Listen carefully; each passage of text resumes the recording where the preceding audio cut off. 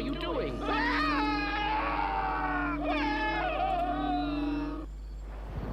Look, all the times. What he does is horrible.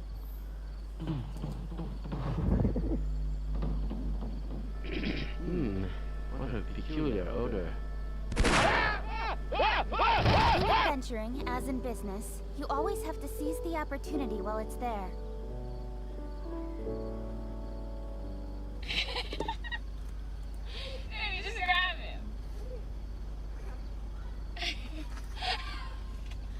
Screaming from the bathroom. I wonder what it could be, Gnocchi. I wonder what the screaming could be. My God. Chelsea, oh my God. You got, look at his, how pitchy his cheeks. Are you kidding me?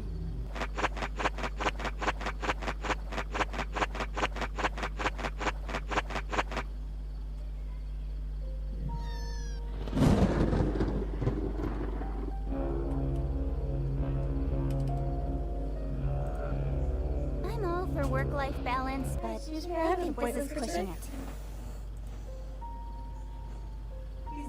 Oh. A lo que yo vine fue a esto.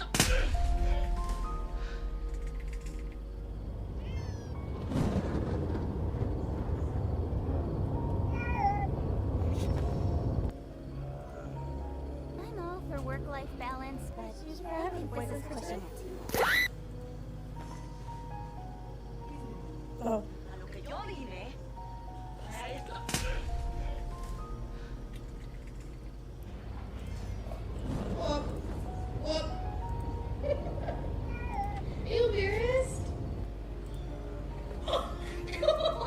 Come on, enough procrastinating. Let's go. Oh.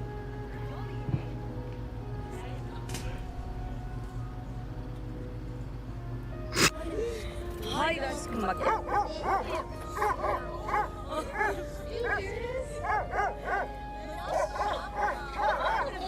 on, enough procrastinating. Let's go.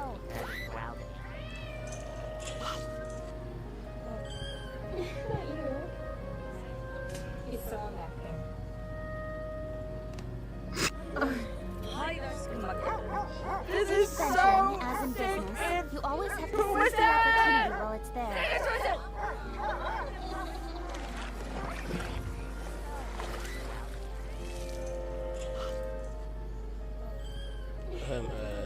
Salam dan apa khabar guys.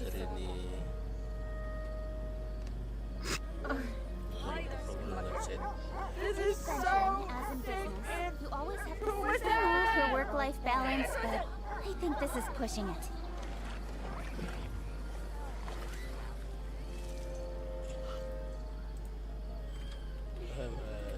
Salam dan apa khabar guys. Hari ni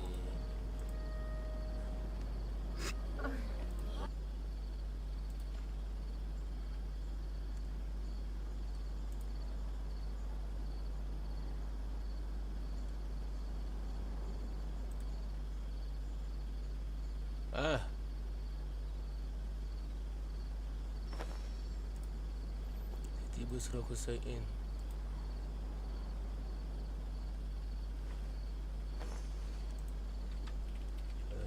Test.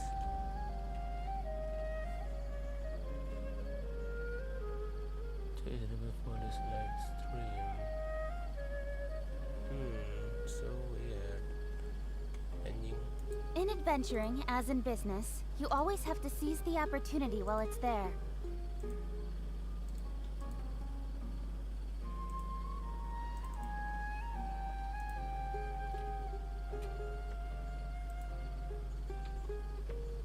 Boleh pun.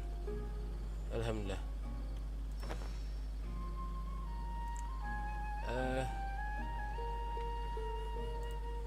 Rasa dekat bawah.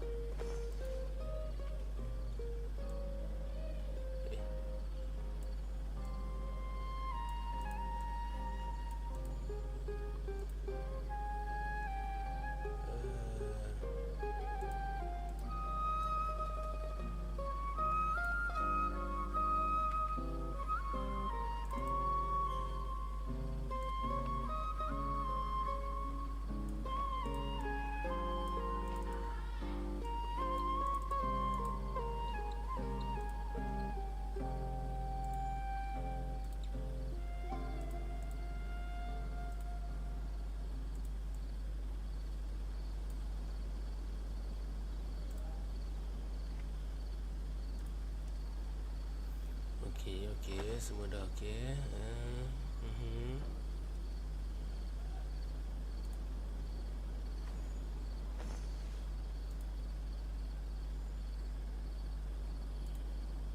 Okay. Ada test dekat sini. Come on, enough procrastinating. Dah elok ke Let's benda lah go. ni? Alamak, aku nak tutup benda ni. Check.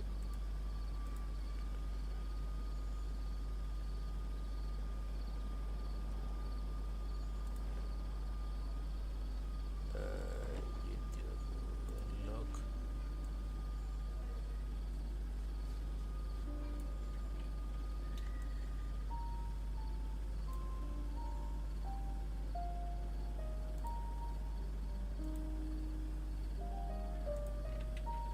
Test. Keluar tak dekat sini.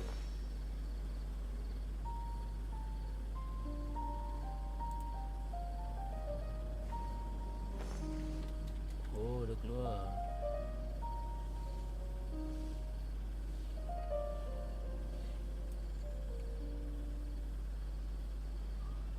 Ni yang benda.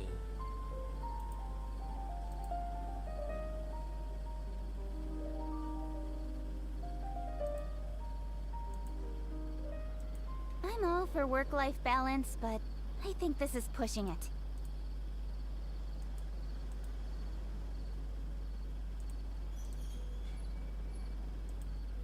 Oh, browser.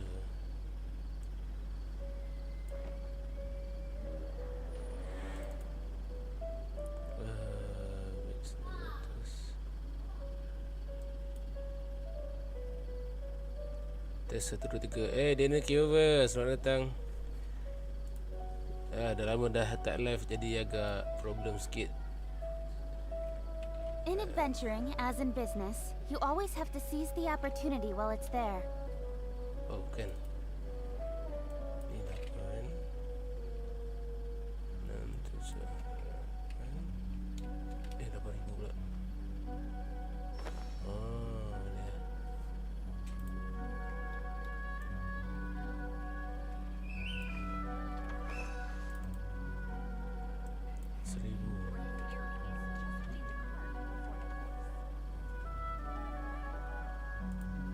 Test 1, 2, 3. Semua kesenyum. Okey ni.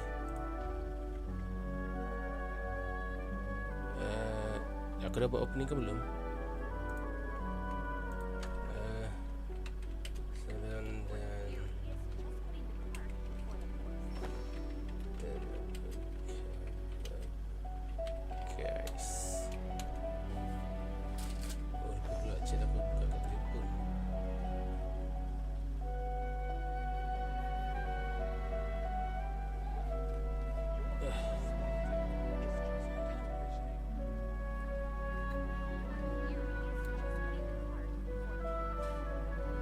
Ada 3 view. Wow. Selamat datang semua. Lama tak live, jadi banyak lupa-lupa.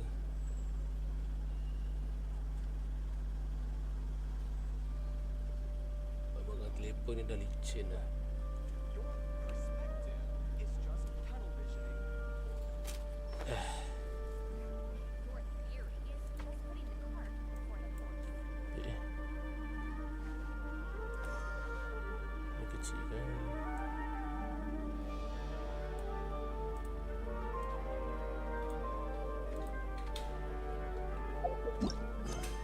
Kita buat story Kaveh.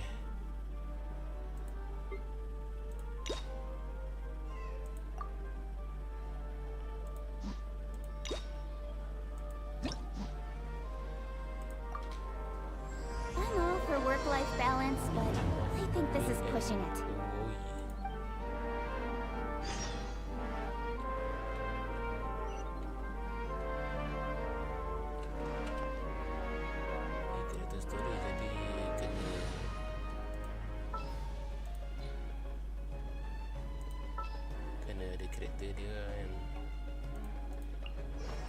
Just what will we come across this time? Boleh lah.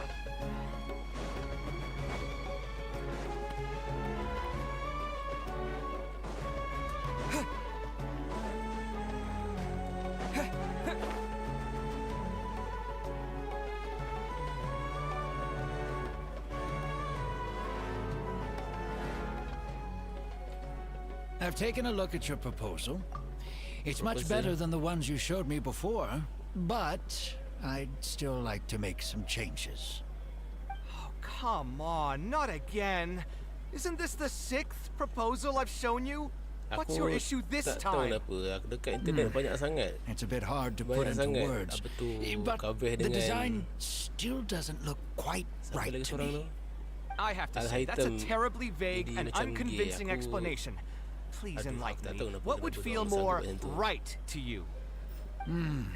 For starters, Suara aku dengar don't you ke? think this roof is jutting out a bit too far from the top? It looks almost like the head of a fungus. This door, okay, too. I don't think it needs to be nearly this large. If you could reduce it to around my height, you could use the leftover materials to construct a few more rooms. Roof and the door are the most fundamental parts of a building. If we were to change them, then what would be left of the design? Even if the soul of the building kalau would be tak okey, lost, begitu je. all traces of architectural style would be Jangan gone. malu, jangan segan. Anyone with the slightest inkling of architectural knowledge would know to leave them alone. Oh, I understand the principles of what you are saying, of course, but the truth remains that I'm still a bit unhappy with the design as is. Is there anything else that you can do? Oh, actually, I just got an idea. Can we get rid of all the extraneous sections on the roof so the whole design will just be one vertical structure, similar to that of a tree trunk? What? Don't architects often say that symmetry makes everything more balanced and pleasing to the eye? This way, the proportions will be completely balanced. I really don't know how you managed to come up with such a ridiculous idea. Wait, don't tell me. Someone hired you specifically to commission me and put me through the ringer? Come to think of it, though, I really don't think I've gotten on anyone's bad side recently. Anyway, that's it. I will not be working on this commission anymore. Goodbye. Maybe you can find yourself some other genius who'll be able to satisfy your demands. Hey, young man, please Apa hal? wait. Aku tak buat apa pun.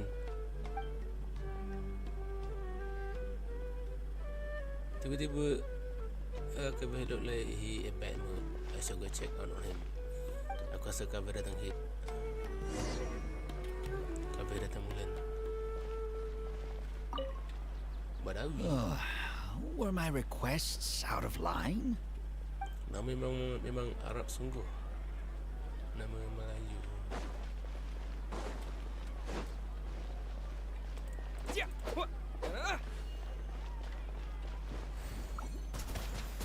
Comel ya. Water jet!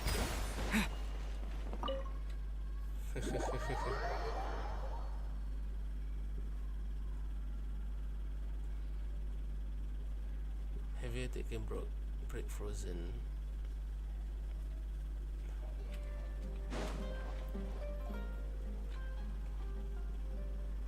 Kaveh datang bulan.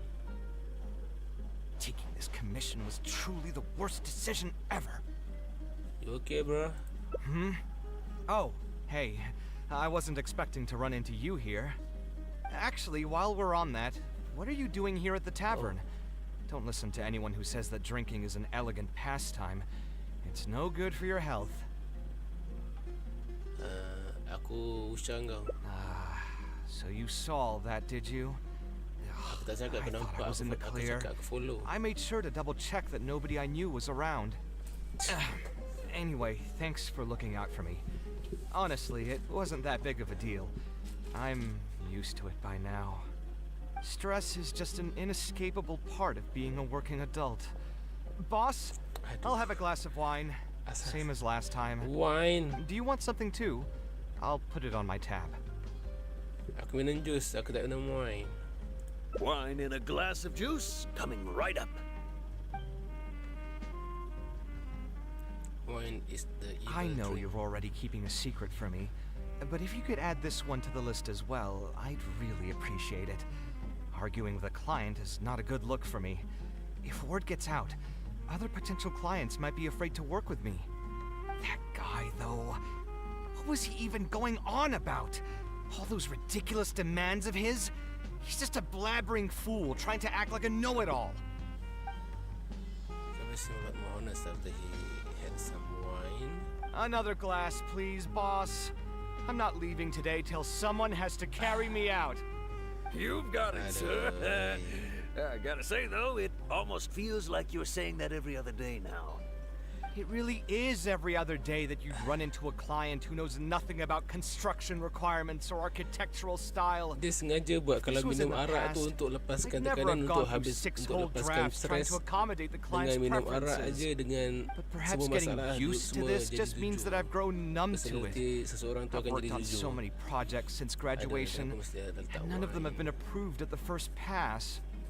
I would spend a lot of time altering my designs, and by the time the clients were Aku rasa finally Kaveh ni bukan satisfied, Islam all je. my passion and enthusiasm would be gone. Sebab It dia- sebab dia feels like I'm minum straying wine. further and further from my artistic vision with every change I have to make. I suppose, though, that just sticking to your guns and completely disregarding other people's feedback would also not be a good thing. All of this Jadi makes for Kaveh a ni ada real masalah dengan paradox, klien dia, one that particularly Selalu crops macam up in tempat my kerja work, aku. too. In the end, what is the true meaning of art? Should I see it as a divine gift of inspiration from the gods? Or an expression of the light of my own wisdom? Here's your drink. Minta Naida. How are you already spouting nonsense after just one glass?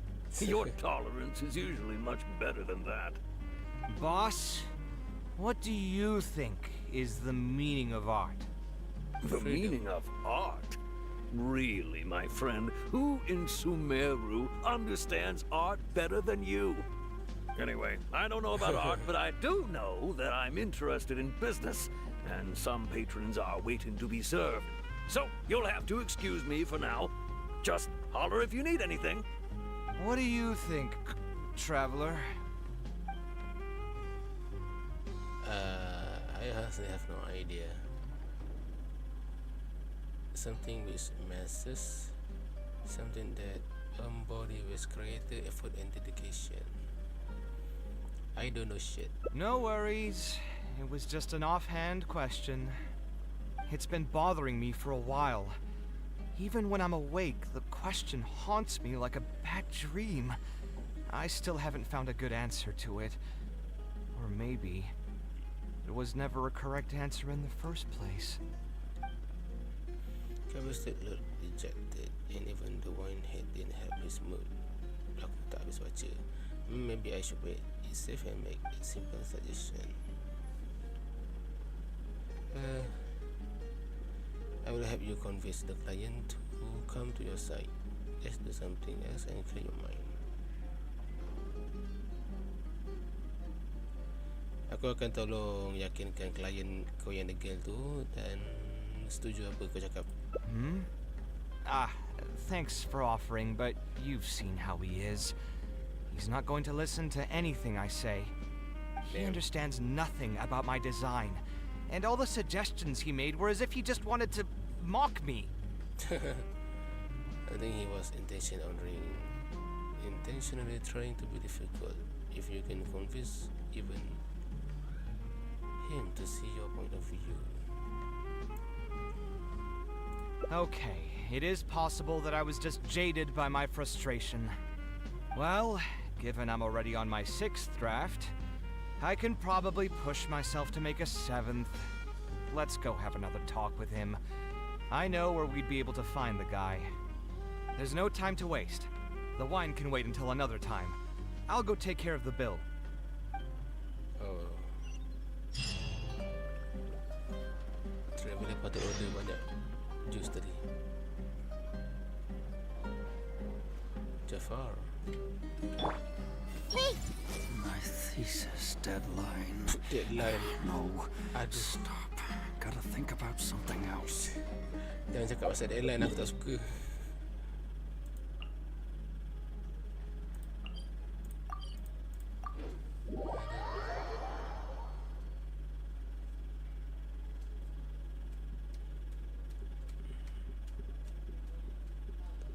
Dengar suara aku tak? Try.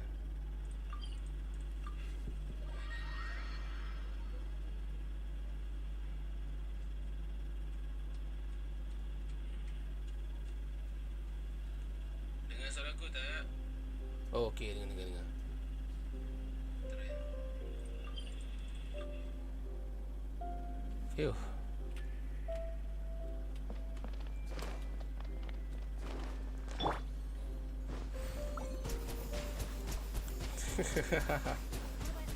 Go! Kaveh, what are you doing here? It's me, Dio. I've changed my mind. I was overreacting earlier.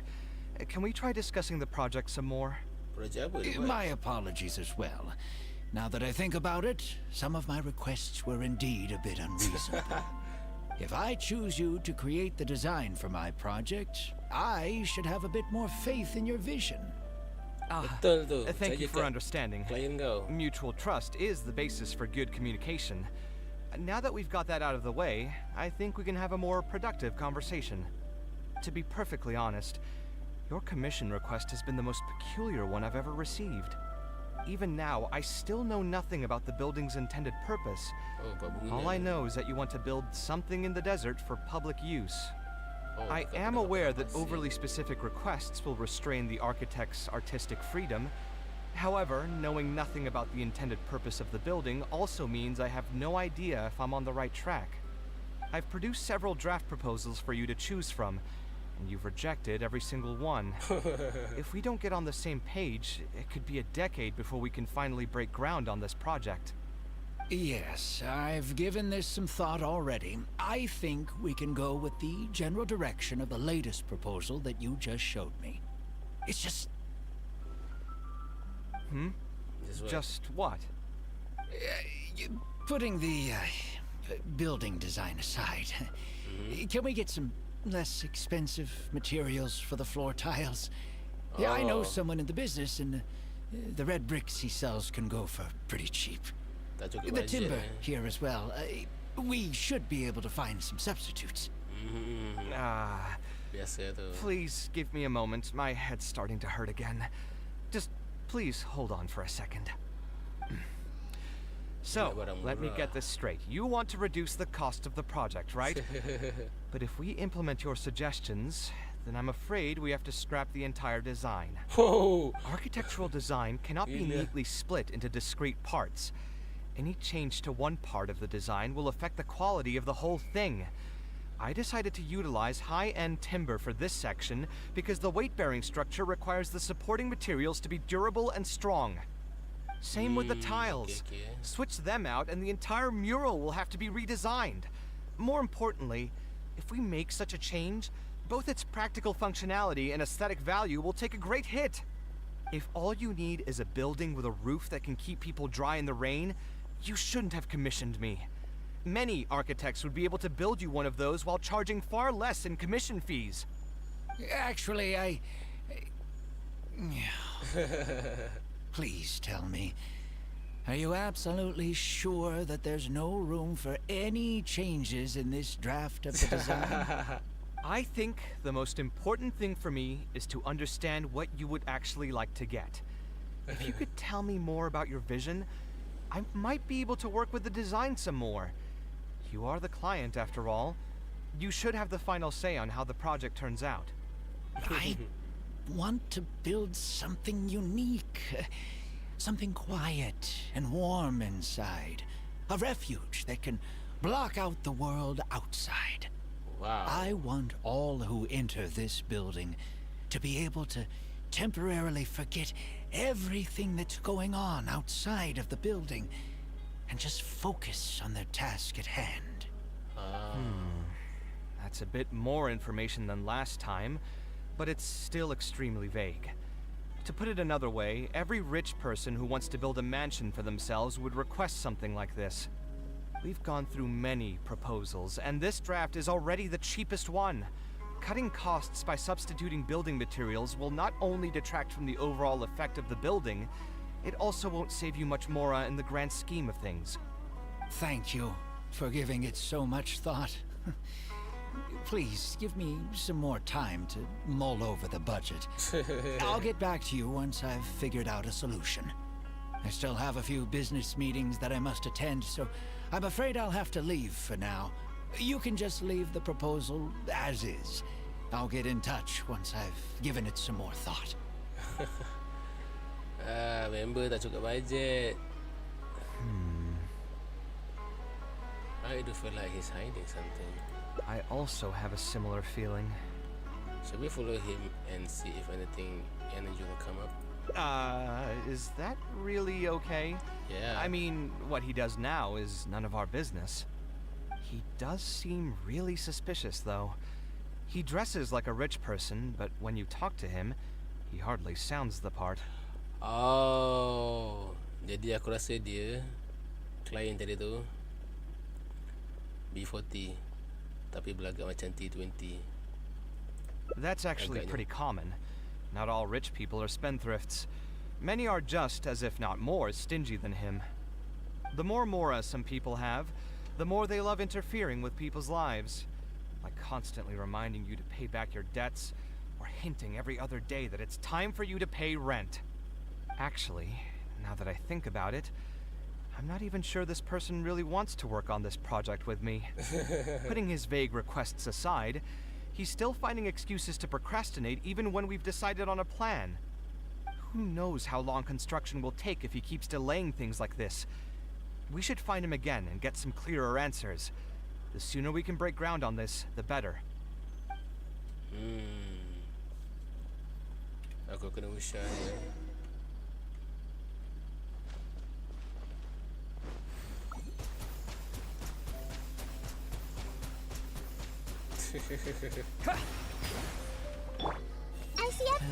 How can anyone enjoy working?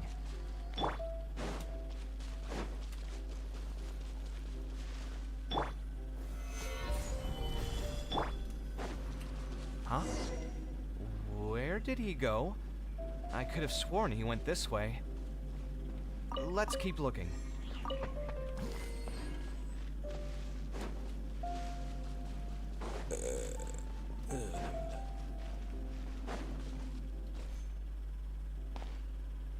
This is the area of Kaveh, but no trace. Oh, hey, look! Isn't that Badawi? Oh. It sure looks like him, but he's dressed completely different now. What is he up to? Didn't I tell you before? I'm not looking for more workers. Plus, aren't you a bit old for physical labor? If something happens to you, I won't be able to pay for it. Oh, you won't have to worry about that. I grew up as an Eremite mercenary and worked in the desert my entire life. My body's still in great shape. I don't have many talents, but I still have my muscle. If you need someone to unload goods or drive away sumpter beasts, I'm your man. You used to be an Eremite mercenary? I know there are a lot of bad apples in our ranks, but most are just trying to make a living. We're not that greedy by nature, and we'll do our best when given a job. Let me think. I'm sorry, but I still can't take you in. I don't have any open positions right now, and don't have the mora for anything more. How about this? Why don't you try your luck somewhere else? Okay. Cringe. He used to be a member of the Eremites? Huh. From the way he was dressed, I would have thought he was a merchant from the rainforest. Let's ask him about it. Serius nak tanya dia. Kantor dia.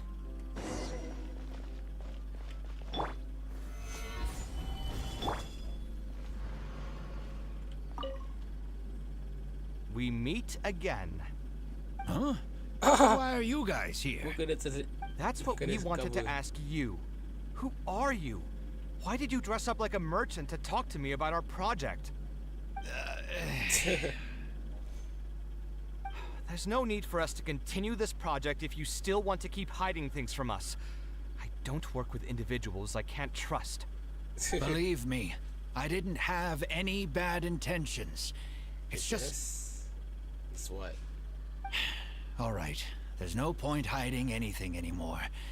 The building I'm trying to commission you for is not really a personal residence for me, but rather a library for children living in the desert. Oh. A library? Funded entirely by yourself? Shouldn't this be the responsibility of the academia? I've heard that the academia will be looking to prioritize the desert with the allocation of educational resources and materials. It sent over a large shipment of regular goods just last month. You're right, and I was aware of these happenings as well. I just figured what I want to do is a separate effort from what's already being done by the academia. The desert is too vast. Even if the academia spends a lot of effort trying to disseminate knowledge in those parts, it might still take decades, if not centuries, to reduce the educational gap that already exists between the two regions. And what's more, I don't know if the academia would ever reverse its stance in the future. All I know is that as a desert dweller, we should not wait passively for good things to happen to us. If we only did that, we'd never be able to stand up and hold our heads high. I don't have much longer left on this world, so I just want to use whatever time I have to contribute something to my homeland. I know that feel. Why didn't you just tell us from the start? Why did you feel like you need to lie? I didn't want you to know that I came from the desert. Oh. I've lived in the desert my entire life, and there wasn't anyone here that I could trust. I figured I needed as much safety as I could get. To the point that you even disguised your identity? That's certainly taking playing it safe to the next level. Hold on. Don't tell me you've also been scammed before. When I first came to Sumeru City, I brought a lot of Mora, hoping to find an architect that I could work with.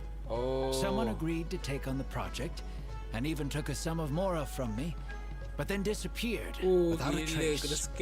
After that, I heard that there are a lot of untrustworthy people in this business. Some would run as soon as they've been paid, while others would deliberately use expensive materials and take a cut of the construction funding. They spent a while collecting information in the city, and eventually learned that you're the most famous architect in all of Sumeru. I figured that you wouldn't need to make Mora by scamming people, so I decided to reach out to you. By the way, how did you know I was scammed? I don't think I've ever mentioned that to anybody. Just a hunch. A while ago, I accepted an offer to work on a project in the desert, and was also scammed out of a large sum of Mora. I ran into someone who was living in a pretty run-down house. I noticed a load-bearing wall on the verge of collapse, and suggested that I build a new house for him. He said that he had no way to pay for it, so I loaned him some of my own Mora, and told him to get some stone and timber from the local vendors. Soon after that, I found out that he had gone gambling with all the money, and lost everything, down to the last coin. And after that, he even borrowed Mora from me twice more, using a different excuse each time. I didn't even suspect him of any wrongdoing until he hired a group of mercenaries and tried to ambush me in his own house. According to him, I looked like an easy target because I was an academia scholar who didn't have any family or friends in the desert. What kind of person would just look at someone else and think, this guy looks like an easy target? Those kinds of things do happen every once in a while, yes. Folks like him are the exact reason why us desert dwellers' reputation have gone down the drain. I must apologize to you on their behalf. It's all right. You were also scammed by someone from Kasharwar after all. I should apologize to you on their behalf. Ultimately, neither of our experiences had anything to do with the desert or the rainforest. People who are new to an area are always easy targets for criminals. Bad people are everywhere. Yeah, you'll find both good and bad people everywhere. I can't understand the logic of those who like to take advantage of others, but I have to accept their existence as a fact of life. Anyway, I digress. Let's return to the topic at hand. Did you keep rejecting my designs because you thought I was deliberately using expensive materials to take a cut as a middleman? That's what I was afraid of initially, yes. I eventually understood that you weren't out to cheat me. But unfortunately, I still don't have nearly enough mora to pay for the design you proposed. I've done the math and know that we should be able to make it if we cut some corners. However, after our conversations, I can see that you're passionate about your design, and I'm quite fond of the proposal as well. So, I decided to try and see if I can afford your proposal as is. I've been looking for work every day, and in another month, I should be able to cobble together enough mora to meet the budget. By cobble together, you mean you're going to spend your entire life savings on this project? But then, what will you do if something unexpected comes up, and you find yourself stuck with no emergency fund? To be honest, I haven't really thought about that. I mean, when you've lived to be my age and something happens, you can't really call it unexpected anymore. All I want is to build this library before I leave this world, so that the children of the future would have some books to read, and the desert dwellers would be able to learn their letters and pick up some practical knowledge. You seem really passionate about this project. A while ago, I heard that the academia had decided to recruit a number of exceptional children from the desert. Of course, this is welcomed news. But as someone who's spent their entire life in the desert, I still have a few concerns. I know the desert life and can predict what the problems will be. Many children from the desert have had neither the interest nor the proper environment to learn. So even if the academia would take them in, once they enter the halls, they might find themselves surrounded by other children who look and act very differently from them. And as a result, they might become socially isolated.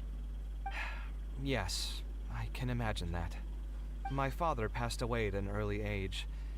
Even though I had a good number of friends during my years at the academia, for some time, I still sensed many critical looks in my direction.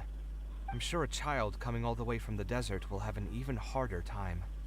But let's bring this back to the building itself.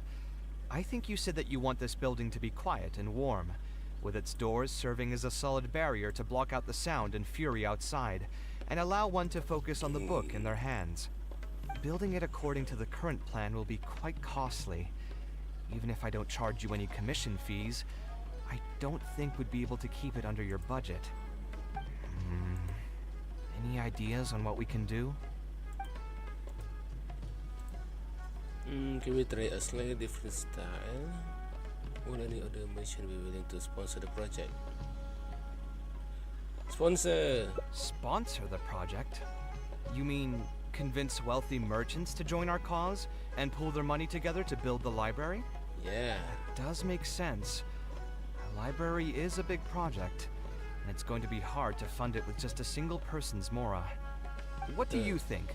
If we can find others to sponsor the project, we could potentially increase the size of the building 2- or 3-fold. It's all fine with me, but where do you think we'll be able to find these sponsors? Well, you're right. If I really think about it, I'm not too familiar with many big-name merchants. Boleh kita tanya Dory. Her? Hard pass. With her shrewd and greedy personality, she would never put mora into something like this. Oh. Maybe she can connect us with some of her contact. Now there's an idea. She probably won't say no if all she'll need to do is to make some introductions instead of spending mora. Let's go and pay her a visit. Yay, Dora. Oh, ni makcik tadi. Fresh produce vendor. Oh, dia minta dekat orang jual sayur dengan buah. I like ke apa? Just take some then. Okay, and take some. Still fresh. Oh, zaytun Fresh peach. fruits and veggies, Right. both quantity and quality. These zaytun peaches are pretty high quality. I should plug them harder.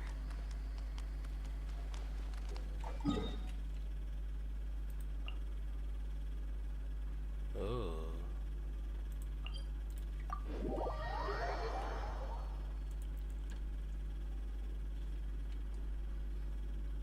Nak pukul apa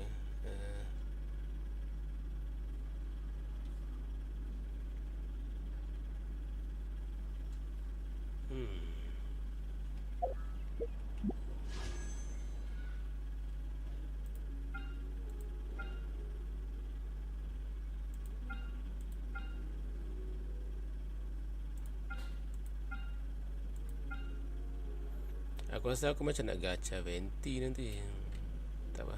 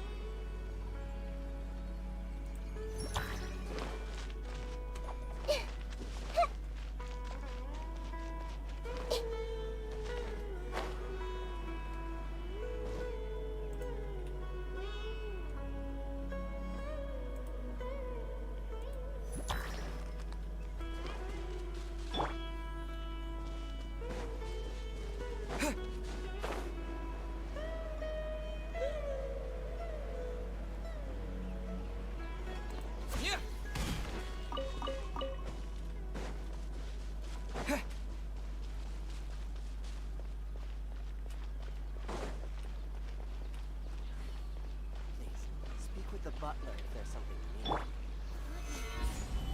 Where did I put the delivery? I see everything. That's another deal in the bag. Mora, Oh, now here are some unexpected guests. What brings you to the palace of Alcazar's-Ray? When I saw Kaveh, I almost thought it must be that time of month again. Sadly for me, I must wait a few more days before I can collect my shiny Mora. Hey, can't you think of something else for a change? You are literally living in an objet d'art, and yet your mind is still fixated on nothing but Mora?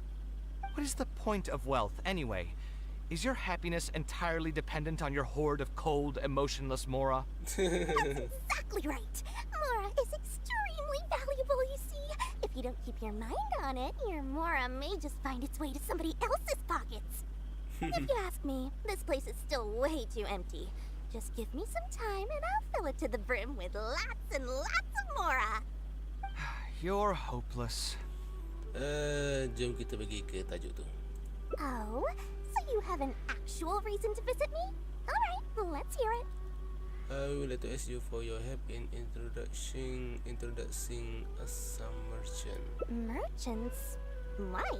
Is there some kind of business opportunity? Yes. Oh, I see. So you're just looking for someone to help you fit the bill. I knew you wouldn't be interested in something like this. Still, you wouldn't refuse just making some introductions for us, would you? Sure, I can connect you with some folks, but with every service comes a fee, you know. A fee? You mean just for introductions? Of course! Making introductions means using my connections and putting my reputation on the line. Why wouldn't I charge a fee for something so important? Since we've known each other for so long, though, I'll give you a huge returning customer discount. How about 500,000 Mora? 500,000? I guess that's okay. But No, why are let you me pay. charging a fee before we've even secured any funding? That just doesn't seem right. Besides, by helping us out, you'd be doing a great service to the public. can't you take your mind off your Mora even for just 1 second and focus on something far more important? Kena marah. Very well. Since you're so passionate about this project, I'll help you out and waive the introduction fees. 3 of my business partners came by earlier today to discuss some things with me, and they still haven't left yet. I'll arrange a meeting for you, and just so we're clear, it'll be up to you to present your project and discuss any deals. Thank you. Thank you so much. You can wait here. I'll bring them over to you. Thank you, Kaveh tu macam Sundra. Dekat ni je. Hey! I should have paid more attention during the negotiations just now. I could have made so much more. Tamak ya. They are Dory's associates. So what? Let me What do think. these people want? Where did I put the delivery checklist? Dory gave us a brief introduction about the two of you. Yep. You are Kaveh, the renowned architect, and you are the traveler. Practically all of Tevat has heard of you by now. Betul. To be frank, I don't feel like there's an obvious business opportunity here. But since Dory took the time to introduce you, we can spend some time to have a conversation. So, let's hear your idea. All right, here's the situation. I've been commissioned to build a library in the desert, with the intended goal of allowing the desert dwellers to have more access to reading materials.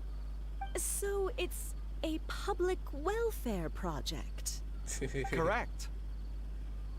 Then the commission fees will likely be very low. You should be careful.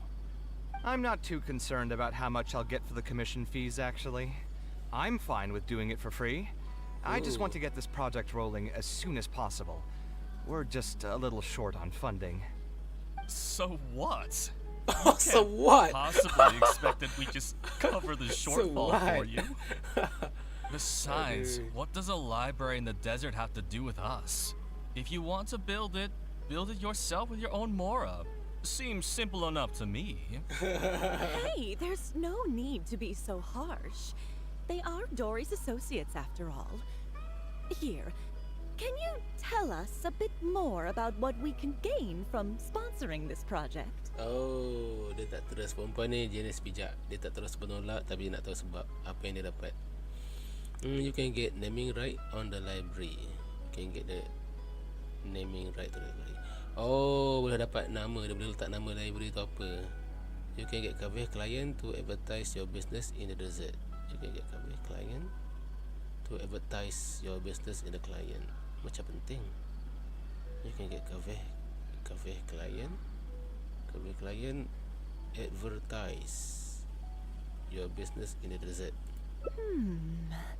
So we'd mostly be doing it for reputation and exposure? There is some value to that. It could make doing business in the desert a bit easier.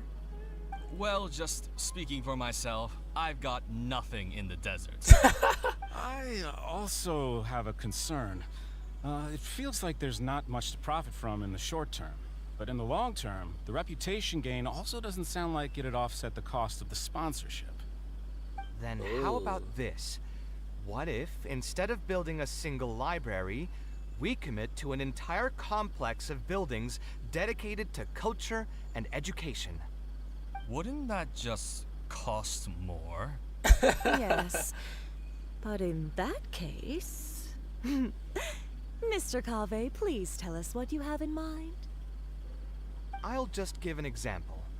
If we were to build a library and a school near Aru village, then the desert dwellers would gradually begin to migrate towards the area. A whole suite of buildings will be able to host more traffic, and thus drive the economic development of the entire area. In turn, that would lead to direct business opportunities. I've been to the desert several times. Although there are still many lingering tensions between the two regions, the amount of interaction has been steadily increasing, and in the long term, the desert will only become more and more important to Sumeru. Oh, pelaburan jangka panjang eh. You do have a point. Education in the desert is indeed an industry that has not been tapped into. If we can be the first to place stakes in the area. And you just believe anything he tells you? Even the greenest amateurs know that urban planning will affect population flow. If you don't believe me, you can ask anyone on the street to confirm it to you. You. Apa masalahnya? You don't seem to be. You don't seem to think about your question very thorough before speaking. Please only ask questions that are relevant to the discussion. Wait, something just occurred to me. If we're going to build a library in the desert, Aru Village would obviously be the best place for it. But it seems we're not the only ones with our eyes on the village. I heard a rumor a while back saying a lot of land and buildings in Aru Village have already been secretly purchased by a big-name merchant. What? Oh, kasih. What? In other words, if we try to join the fray now, there won't be much left for us. If we want to build a suite of buildings focused on education and culture, Aru Village is the prime location. If we want to build it anywhere else, we'll have to deal with a far larger list of problems. It's not impossible, I suppose, but... Then there's no hurry. We can wait for Aru Village to develop more first and get into the market for expansion to other areas. But if you were to do that... Is there nothing else to discuss? Great timing! I pretty much heard all I want to hear. If there are no other urgent matters, I'll be on my way. I'll be off as well. If you have any new ideas, please feel free to reach out. It seems like the others are not interested in funding this, so no point in me doing this on my own. Let's revisit this another time. Sudah. Hey, guys, wait! Well, what can I say? I guess it went somewhat as expected. They are Dory's friends, after all. As soon as they heard that there's not much more in this for them, they lost all interest. Biasa business. Yeah, it's just another day doing business with people. But I can never get used to that. Those people never think of anyone other than themselves. Looks like we'll have to figure out some other way to get the funding. Let's go. Yeah. How did the meeting go? Want to talk about it? Kau ganjing aku Dory. Kau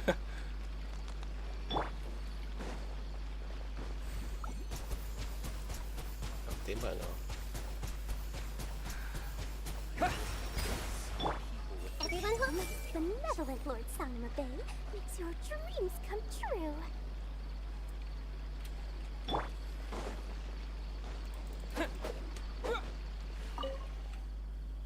Oh, where did all that passion go from earlier? I take it you weren't able to find a sponsor for your project? Please don't tell me that you're here to mock us. What kind of person do you take me for? Would the kind and generous Lord Selamat really do such a thing? I will say, though, I more or less expected this outcome even before I introduced them to you. You can try to talk up the project all you want, but the facts will remain the same. This project is high investment with slow returns. No sane person would put their money into this. But this isn't just a business project, right? Also, if you already knew no one would want to partner with us, why did you still try to charge me 500,000 mora? You scammer! You might want to remember who your creditor is before you start talking like that, Kaveh. I'll pay back every last coin that I still owe you, but that's a completely different matter. Alright, since you're so devastated about this, I'll set you up for dinner with another big-name merchant. In fact, I'll be inviting the most famous merchant in all of Sumeru, so I'll be counting on your performance. What? Really? I would like to sincerely apologize for my attitude just now. So, where would we be meeting this merchant? Follow me. Oh, I suppose both of you can come.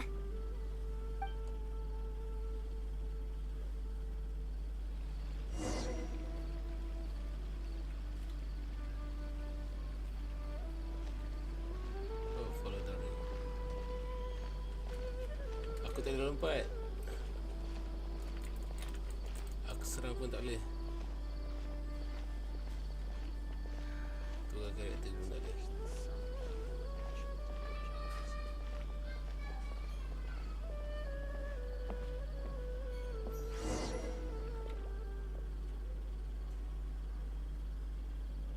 This is the place. Okay, sekejap lah. You said you're going to introduce us to the most famous merchant in Sumeru. Well, where are they? You still don't get it, huh? The most famous merchant in Sumeru. Islet Sagemah Bay. Huh? So you met yourself all along? Then why did you bring us here? Well, I've given it some thought, Lah and dia the ke? complex of education and culture buildings that you mentioned does hold some promise. It'll be a pretty big Mora sink, and I'll have to fund it all on my own, but that's not really a problem for me. Seriously? Where's this generosity coming from so suddenly? Are you trying to scam me again? The reasons are not important. What's important is that I'm willing to help you. Oh. However, you know just as well as me that once this project actually breaks ground, it'll start sucking Mora from my pockets like crazy. So, to cut costs... I get it, I get it. I won't charge any commission fees, and I'll take responsibility for the entire project. Splendid! Then let's sign the contract right away. Bila Dory sanggup sponsor. This way, the children of the desert will have some books to read. Their lives should improve a bit after this. Yes, you're at the police. Of course, there are a few things better than using my knowledge to help other people change their fates. I must thank you as well, Dory. I used to say you only cared about Mora, which might have been some prejudice on my part. Sorry for that. I will also try to pay back my debts as soon as possible. Now, let's have a quick discussion. Where would you want the library to be built? That will be the most important building. There's no rush. I'll provide you with a copy of the deed when we get back. You can just use the address on the document to find the lot. Huh? The deed? You don't mean... So hold on a sec. The person who has been buying up everything around Aru Village was you all along? Oh my! Did I not tell you about that? Gila. Yep, yours truly has been buying up all the land. I must thank you for bringing your ideas to me. Before our conversation, I had no idea what to build on all those lots. So, from my perspective, this has been a great turn of events. I didn't put much in and easily got a lot in return. Rupanya sebelum ni yang dia jumpa Kaveh jumpa 3 orang klien Dory ni, dia tak berminat sebab tanah yang diorang bina library tu dah ada orang beli. Ada orang beli besar-besar, jadi memang tak masuk. Untunglah kat diorang. Rupanya yang beli tu Dory sendiri. Gila. But what about my commission fees? Huh? Didn't you waive those yourself? I was just gonna say that to cut costs, we mustn't procrastinate and should start construction as soon as possible. But before I could finish my sentence, you volunteered to waive your commission fees and even promised to take responsibility for the whole project from start to finish. I am so touched, really. It's obvious that you used every trick in the book to deceive me. You deliberately paused for a long time while talking about the project and kept glancing at me with that menacing look in your eyes. Huh? You really think so? Well, the contract's already been signed, so there's no point in dwelling on the details. You know what? I'll pay for tonight's dinner.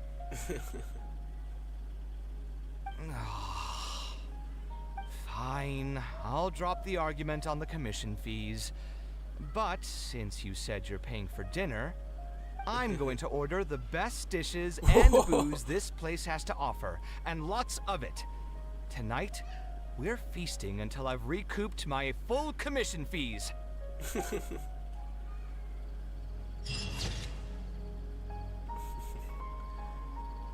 done the... wait a minute, I have to recoup my fees. Review invitation.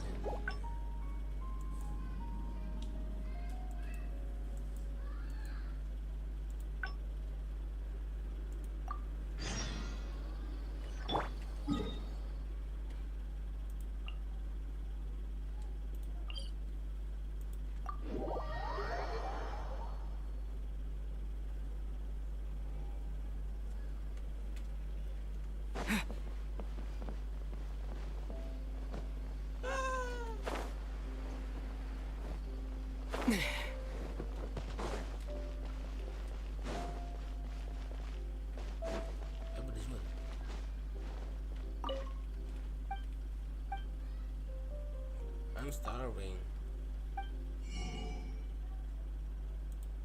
Sedap.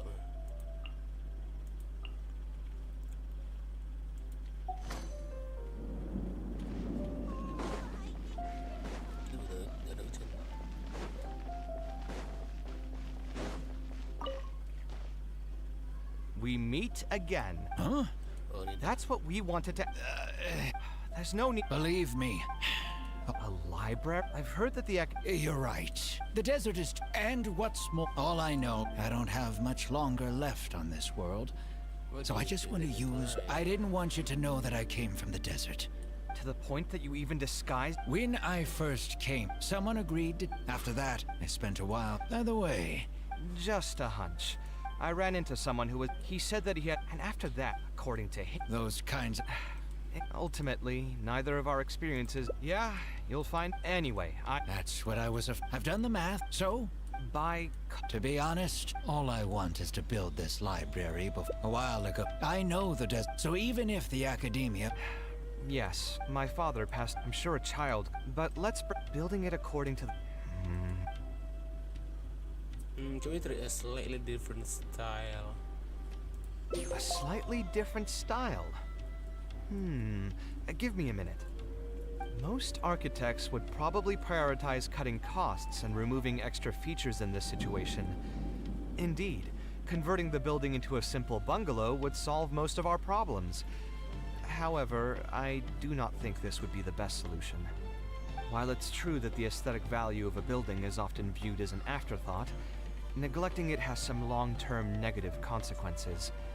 It is especially undesirable in this situation, as the library will serve a high number of children, many of whom would have never been exposed to structures that may be considered elegant or beautiful.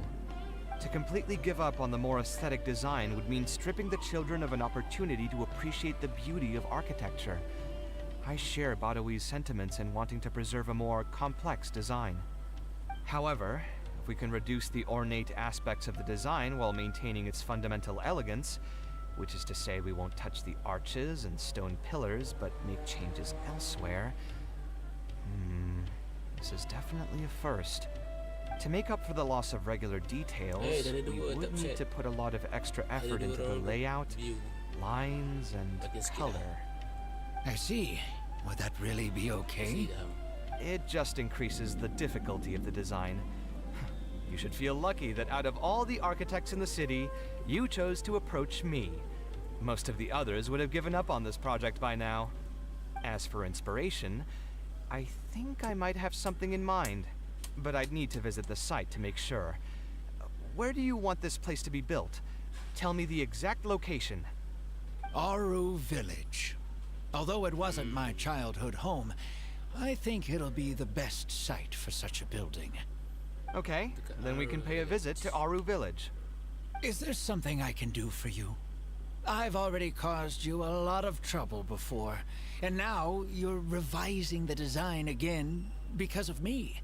Which draft are we even on now? It's making me feel terribly guilty. Let me think. You said you used to be an Eremite mercenary, right? In that case, you could help us clear out some monsters that are blocking the way to Aru Village. We want to keep the roads clear, and reduce the loss of materials during transport to a minimum. If everything goes well, that'll help us save some Mora. All right, just leave it to me. If there's anything I'm good at, it's clearing out monsters. What are you waiting for then? Let's pack up and get ready to go. Oh, hell yeah.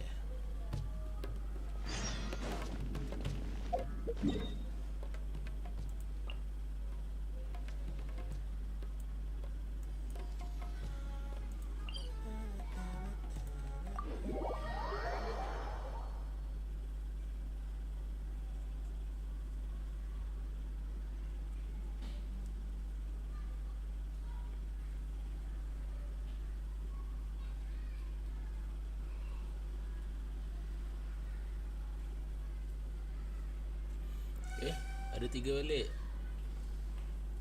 Dah bertambah.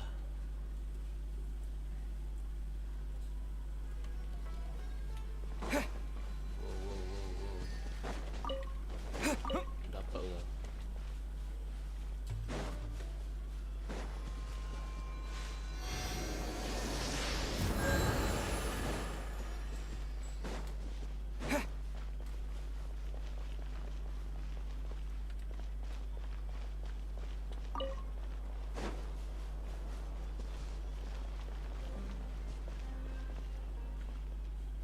Most materials going from Caravan Ribat to Aru village would pass through here. There are a lot of monsters out here today. If you find it hard to keep up, just let us know. Oh, don't worry about me. This is nothing. I'll be careful, though, and you should do the same. Poof poof, monster.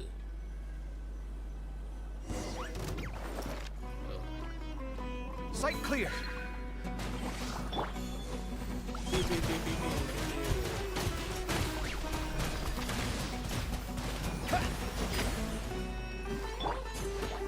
Stabilize.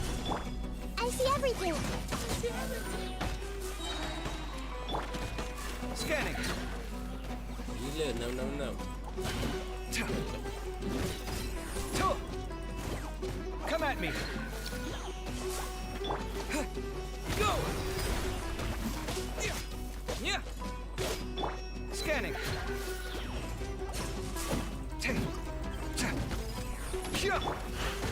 Solidify. Order guide you. Hey. Cepat pakcik, kalahkan dia.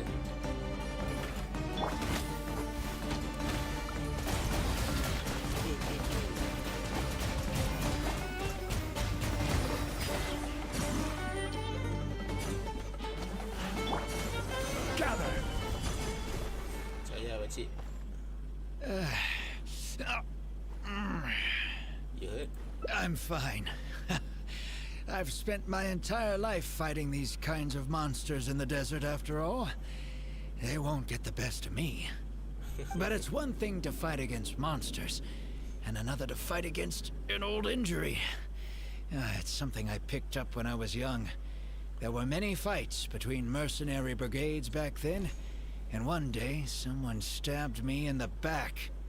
I don't think much of it back then, but with age, it's caught up to me. Few mercenaries get to enjoy their later years. Failing health tends to take the joy out of reputation and wealth, and many mercenaries never even made much of the latter to begin with. Is there someone you know who can help to look after you? Unfortunately, no. My wife passed away at an early age, and I don't have any children. Oh. Sometimes I'd close my eyes and realize most of my life story has already been written. I have many regrets about my past, but at the same time I also know that there were never many options for me in the first place. I joined the Eremites when I was young, and won many battles with them. My survival was more a matter of luck than actual ability. If at all possible, I want future children of the desert to have some more options in life. I don't want them to turn out like me. My apologies. The older we get, the more we tend to ramble. Seems like we've already cleared out most of the monsters. Let's hurry over to Aru village.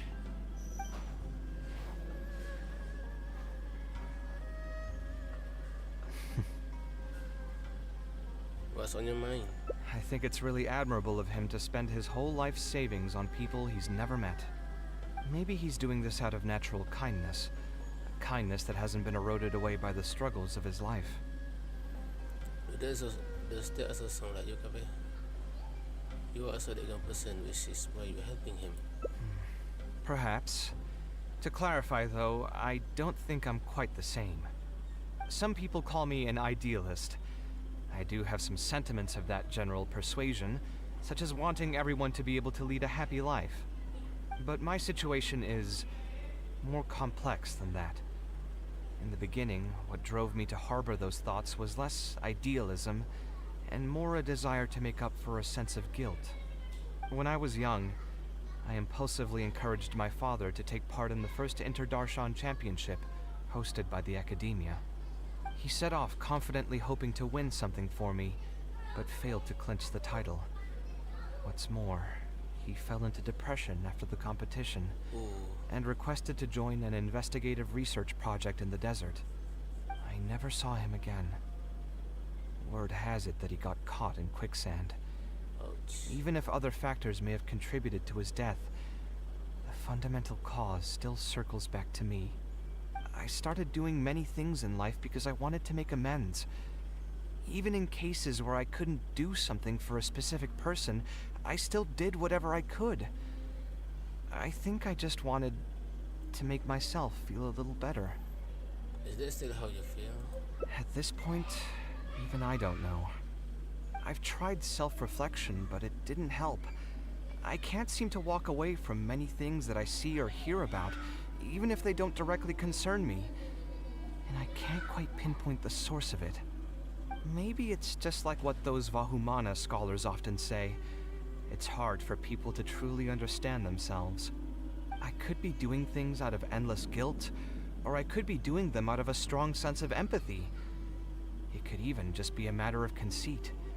The potential motivations could number in the dozens, but the actions they result in are the same. Anyway, I suppose I don't really mind being called an idealist. They also used that term to describe my father.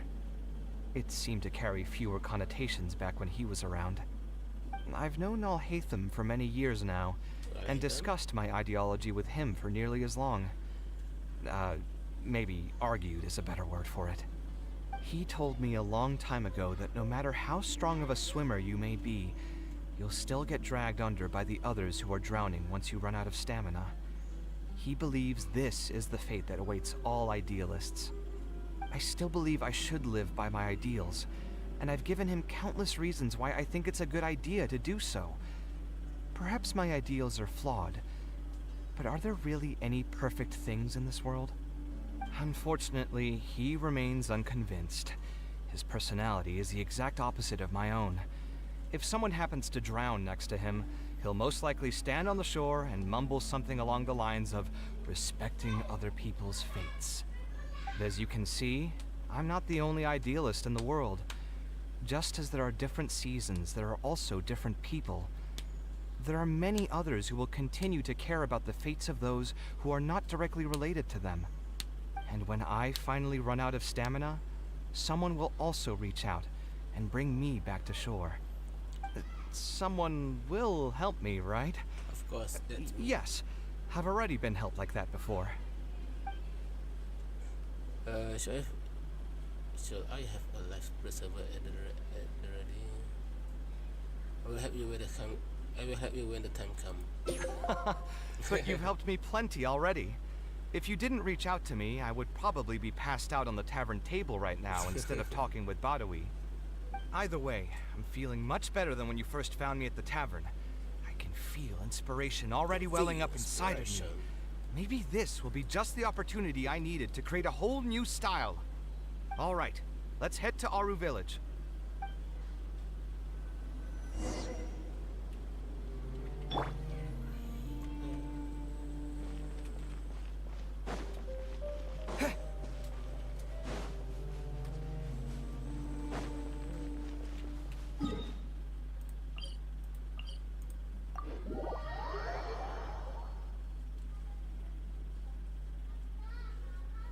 Different dishes have different styles.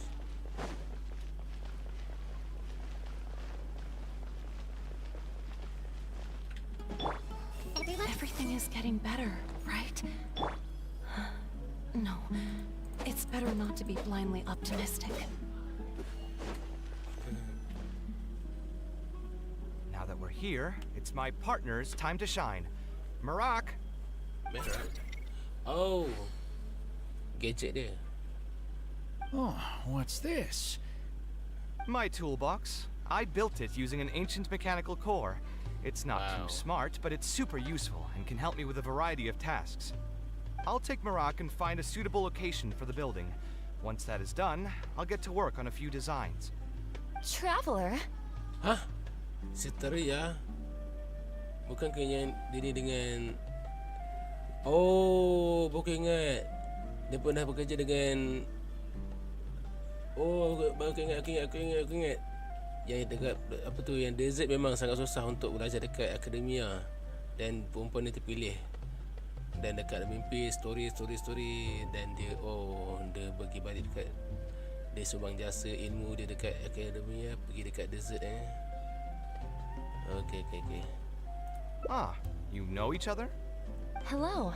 I suppose you must be Kaveh from War. I have heard of you before. My name is Sataria, and I'm currently the person in charge of promoting educational assistance programs here in the desert. Educational assistance programs? Then you must be familiar with the local conditions here. Of course. I can't say I'm too familiar just yet, but if you have any questions, I'll try my best to answer them. I've been commissioned by Mr. Badawi to build a library in the desert. We've settled on the general design direction, but we are trying to finalize some details based on the conditions around the intended location. A library? Do you intend to open it to the public for free? That's right. I want to make sure the children will have books to read. That's fantastic! I'm sure the children will be thrilled. Right now, we don't have access to many paper books or a quiet place to read. Truth be told, this very thing has been keeping me up at night. Let me get straight to my questions then. Can you estimate the number of children around here who'd be interested in reading? Besides the usual noise of village pedestrians, are there any other sources of noise in the village? Oh, and have any landslides occurred here recently? And also, where are the spots around the village that have been most affected by wind and erosion?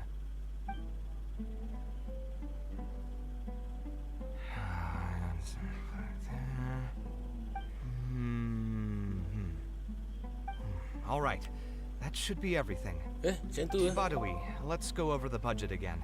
We'll keep the building structure the same, but make the place a little bigger, so it'll be able to hold more people and get better natural light. The parts of the project that cost the most will be the insulation and ventilation materials.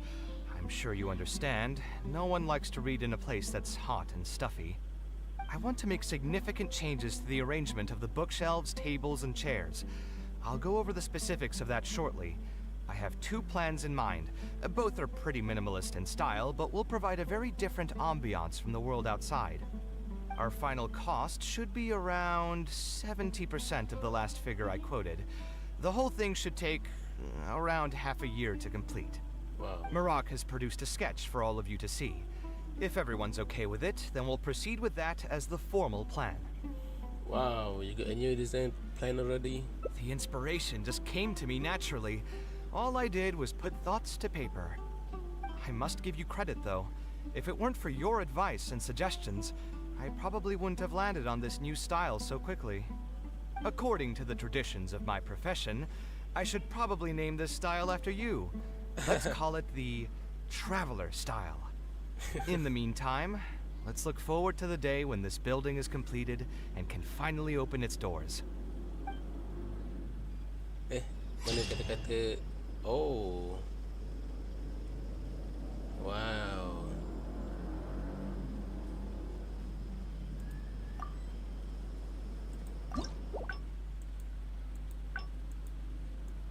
Jadi kepala yang atas ia ni save budget. Ni pula Dori sumbang.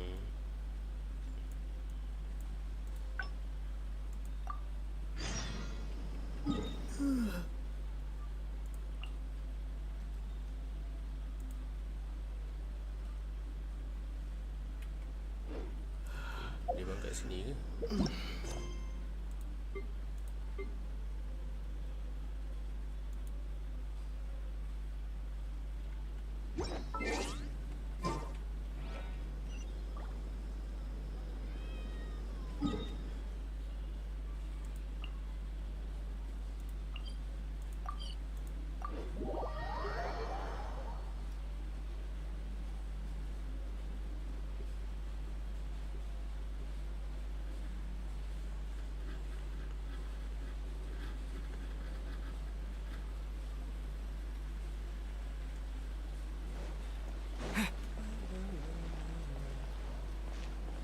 Hei, asal terpasang.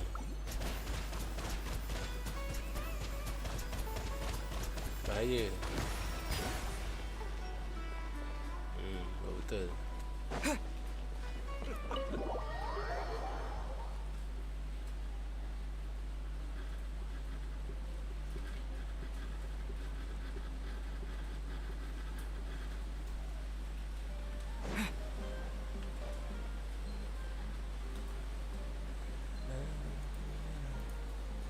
Taking this commission was truly the worst decision ever. You alright, bro? Oh, actually, while we're on that, what are you doing here at the tavern? Don't listen to anyone who says that drinking is an elegant pastime. So you... stress is just an inescapable part of being a working adult. Boss, I'll have a glass of wine. Do you want something too? I'll put it on my tab. Aku nak juice. Wine in a glass. I know you're already keeping a secret from me. Thank God. Another glass. You've got it, sir. It really is. But perhaps I would spend I suppose all of this makes for... Here's your drink. Boss. The meaning of... Anyway, I don't know... What do you think? Art is something that resonates with the masses. Yes. Art shouldn't be self-indulgent entertainment saved for the elite. Let's say that I built a house for someone. If they don't like how it looks, then no matter how brilliant it may appear to me, they won't be happy with it. The problem is that it can be very difficult to get validated by others. I could compromise my personal standards to accommodate my clients, but often that just means creating a final product that I would struggle to look at. Kaveh stood dejected, and even the wine didn't have this mood. Maybe I should play it safe and make a simple suggestion. Let's do something else and clear your mind. Sounds great to me. I don't even want to think about this project anymore. But what should we do? It's probably not a good idea to just drink until I pass out here. What did you decide to become an architect? Huh? Where did that come from? I mean, it's not like it's some kind of secret. You probably already know some bits and pieces of my past. My mother is also an architect. Oh. I've always adored her drawings, and when I was young, I used to sit next to her and watch her bring all kinds of buildings to life on paper. You could say my interest in architecture just naturally grew with time. Oh, sure. Will she be able to understand how you feel right now? Perhaps. In fact, I have also seen my mother argue with her clients, but she would always quickly find the motivation to return to her work.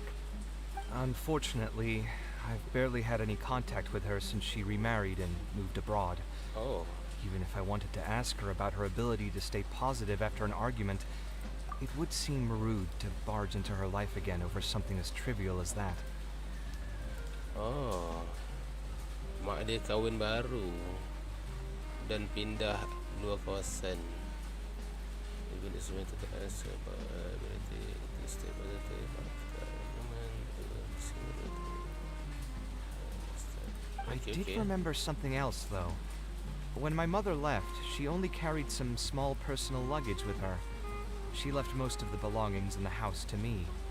At the time, she even told me that it would be great if I could learn a few lessons from her life experiences, so my life and career could go a little more smoothly. I hadn't quite come to grips with my emotions, and didn't really have it in me to go through any sentimental items. So I just packed anything with memories away in a box and haven't reopened it since. It's been a really long time. Now that so many years have passed, maybe I have finally developed the maturity I need to face those memories without losing my mind. Yeah, I should dig it out and take a look. Do you think I can come with you? Huh? Sorry, I've had too much to drink and wasn't thinking clearly. You're right. I should do these kinds of things with the support of a friend. Yes, friend. Speaking of that, I can call you a friend now, right? Yeah. Either way, thanks for reminding me that I can invite you to come along. Had I just gone back by myself, it would have looked like I'm deliberately trying to keep things from you. Ugh, thinking too hard about the words is giving me a headache, so I'll just give it to you straight. Thanks to your advice, I have decided to put my current projects on pause for now, and spend some time trying to rekindle the passion for my craft. If you want to stick around and see how this will turn out, you'll be sure to encounter some bits and pieces of my past. Do you think you'd find that too boring? I don't think so. All right, then let's head back together. I mean, you already know where I live. Who knew that the day would come when I too would have some friends over? Let me see. I should have tidied up the place before I left the house this morning. Hatham shouldn't be home now either. He's usually in the records room at this time of the day. Anyway, there's no more time for drinks. I'll go take care of the bill. Yeah, pergi rumah Kaveh. Lepas tu ada Al-Haytham sekali.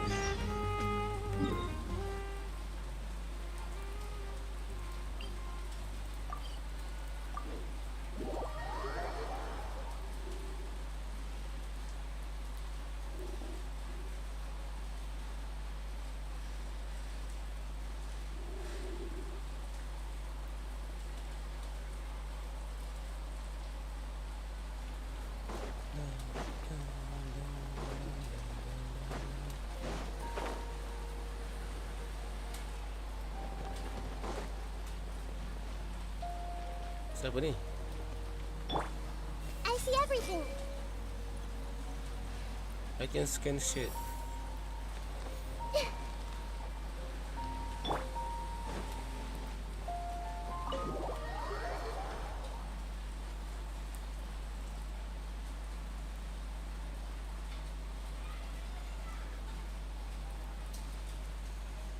Al-Haytham isn't in, so feel free to sit wherever. I'll bring out the box. Al-Haytham tak ada.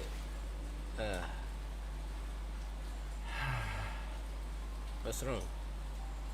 Oh, nothing. I just didn't realize how much time had passed. The box is pretty dusty, which means it's already been a while since I've moved into this place. And many years since my mother moved to Fontaine. Oh! I'm happy for her. I hope she'll be able to find happiness there. She raised me all by herself after my father passed away. It definitely wasn't easy for her. Anyway, enough about that. Let's see what I packed into this box. What are all these things? Is that a drawing? Oh, I remember now. This is a drawing I made in Port Ormos. Obviously, I wouldn't call it anything special now, but I was less than 5 years old when I made this drawing. That's more than 20 years ago. You could say it's pretty good for a child of that age. Yeah.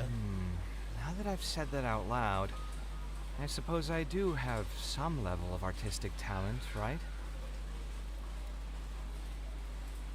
You don't sound as confident as you used it to be. Criticism and self-doubt have always been a part of the artistic process. Without criticism, there can be no improvement. It's normal for me to question my abilities from time to time. I admit that I may have spent a little too long questioning myself this time around, but as you know, the heart tends to dwell on whatever it pleases. Anyway, never mind. The more I talk about it, the less confident I feel. Let's see what else we have in the box. Ah, my building blocks! It's been years since I've last seen these. When I was a kid, I used to stack them super high, and could even stabilize the tower to keep it from tumbling over. Oh, and this blueprint. I made it by copying my mother's sketch, and the aspect ratio was horrendous. It's still technically the first blueprint I made myself, though. I was super proud of myself when I finished it, and put it in the same pile as my mother's sketches, hoping she'd notice and compliment me for my good work. Unfortunately, my mother didn't realize that I had put it there. When she had a meeting with a client the next day, she handed my blueprint to him by mistake. The client was completely confused by this new blueprint, but apparently he felt too tongue-tied to question such a famous architect. It was only a few days later that he finally gathered up the courage to pay my mother a visit. He asked, "The door in this blueprint is even taller than the roof. Is this supposed to be part of the design?" And what happened after that? My mother took me with her to personally apologize to the client several times. She didn't scold me about it in private, though. Instead, she went over all the steps required to draw a good blueprint, and was very patient throughout the whole process. I still remember it like it was yesterday. Let's see, is there anything else left in this box? Huh. What was this again? It's a book. That book is a lock. Ah, this is my mother's notebook. She used to write and sketch in it all the time. When I was a child, I used to be super fascinated by this notebook, and always pestered my mother to let me read it. After asking her a few times, she told me that I could read it as long as I could guess the password. Huh. Wonder why she didn't take this notebook with her. Did she leave it to me on purpose? You could open it and take a look. If only I could.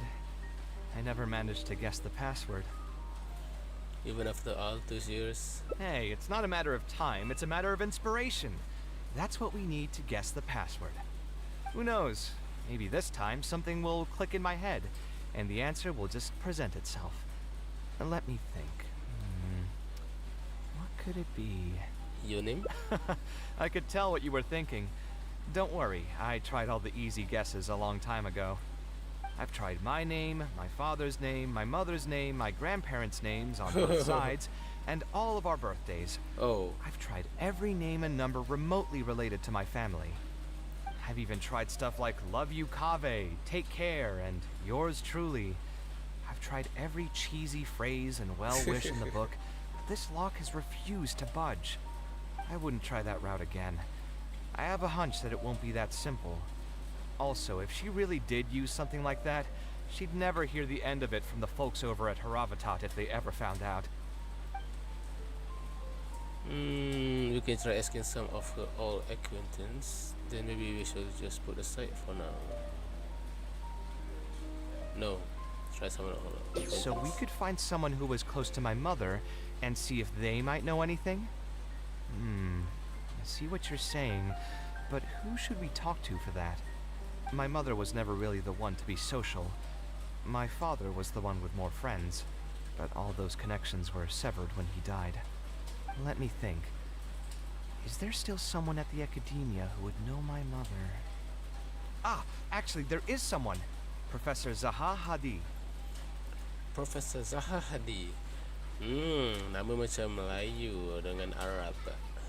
Who's that? Huh. You've never really heard of her? No. She's a famous Kasharwar scholar and leading expert in formal garden Wait, design. tengok. My mother studied under her as a student many years ago. Professor Zaha Hadi published many works during her career, so I was able to learn a lot by studying her essays. If there's anyone who still remembers my mom, it'd be her. She's older now and is no longer teaching at the academia. But if I remember correctly, she spends most of her time around the Bimarstan area. Let's go take a look. We might run into her if we're lucky.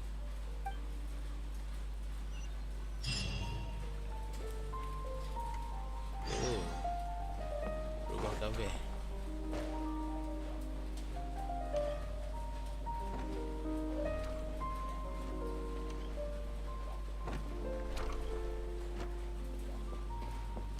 Besarnya rumah ni.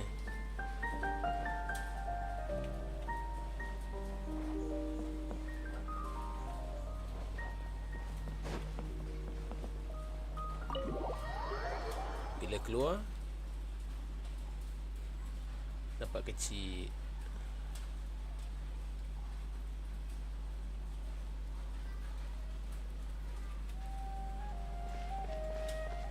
Kecil rumah dia. Bila masuk rumah jadi besar.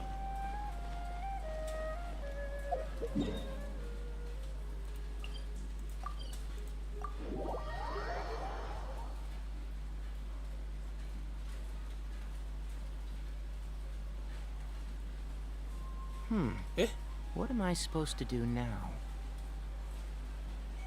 Forget it. I'll just head back. Tainari, what are you doing here? Oh, it's you. Good to finally see you again. I came into the city to buy some experiment reagents, hoping to bring them back with me to Gandharvaville. But as soon as I got here, I noticed someone banging on Cyrus's door. You've all heard of Cyrus, right? He's an ex-sage and Sino's adoptive father. I was thinking about going over to ask what's happening. That granny over there may appear old and frail, but her vocal cords certainly sound loud and healthy as ever. Granny? Yeah, she's just over there. You can go check out the situation yourselves in a moment. Jangan. Kaveh, were you at the tavern? I had a quick drink or two. Can you still smell the alcohol? Drinking in broad daylight.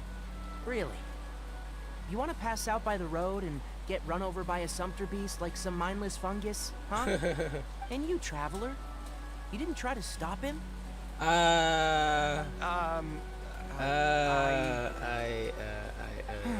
You look like a wreck, Kaveh. What happened? Are you feeling down again? You know what? I'm hosting a meal at Pardistii tomorrow evening. Do you want to come? Yeah. Huh? Yes. Oh, I had no idea.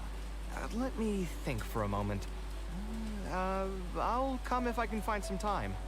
Yes, All yes. right. That means yes. Then I'll plan on reserving 2 seats for you. I'll be heading back to Gandharvaville for now. I have a feeling that argument over there is going to continue for quite some time. It might be best if we don't get involved. A granny who lives nearby. Let's go take a look. Yeah.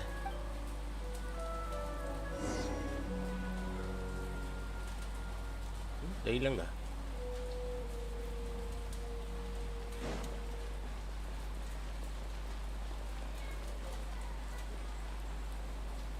Water jet. Padang kau. Oh, dia kaya Zaha Hadi. Oh, si granny. My tomato. I know Cyrus is the one who picked it. Garang ah. Ha! So, plan on keeping yourself locked in there, huh? Fine by me. If you're not going to come out, then I'm not going to leave. My tomato was growing so well. It had all the potential to become the best tomato this year. And you cut it straight from the vine. I already told you I had nothing to do with it. Why would I take a tomato that's still weeks from ripening? You'd have to be awfully green as an investigator to think it was me. You see, the word green here can refer to both the color of the tomato and the fact that your skills could use some. Enough nonsense. Just come out and face me, you coward. You're out of your mind. If I've actually done something wrong, then get a mantra and pull me out by force, why don't ya? Oh, why you? Don't tell me this is Professor Zaha Hadi? And who are you? Oh, Kaveh. Fancy seeing you here. How long has it been? Come on, get over here and let the professor take a good look at you. Not bad, not bad. You've grown taller again. Professor, what's going on here? It's no big deal, really. A few of us old scholars got bored in our retirement and decided to put together a vegetable growing competition. At the end, whoever loses will have to go up on stage and do a performance for the winners. Which brings us to our current predicament. My tomato was sure to win until a certain someone decided they couldn't bear to lose. Hey, don't try to defame me in front of the kids. If we're airing out each other's dirty laundry now, then why don't we talk about you sneaking into Janat's garden the other night? Lucky for you, seeing these youngsters come to pay their respects today has put me in a better mood. I'll let you off the hook, for now. Come on, let's go. We'll take our conversation elsewhere. He doesn't need to be a part of it. Yes, of course.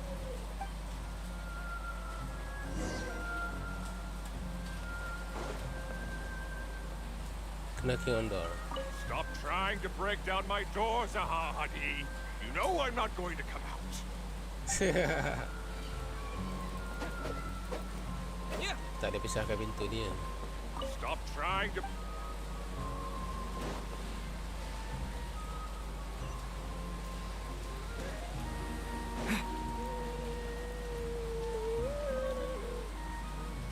Is Faranak still doing well?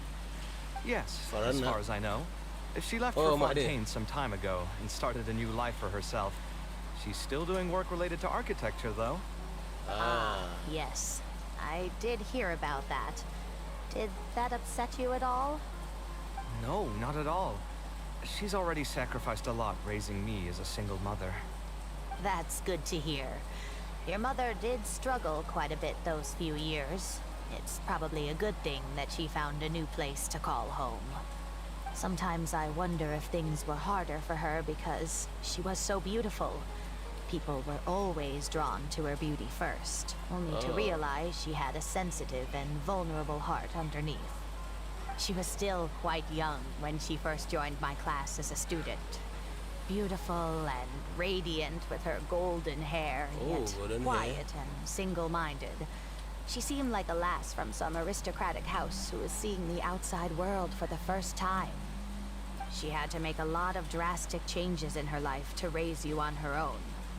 Even during her time in the academia, she was a thorough perfectionist. If she was unsatisfied with something she had made, she'd insist on redoing it, even if I was perfectly happy with it.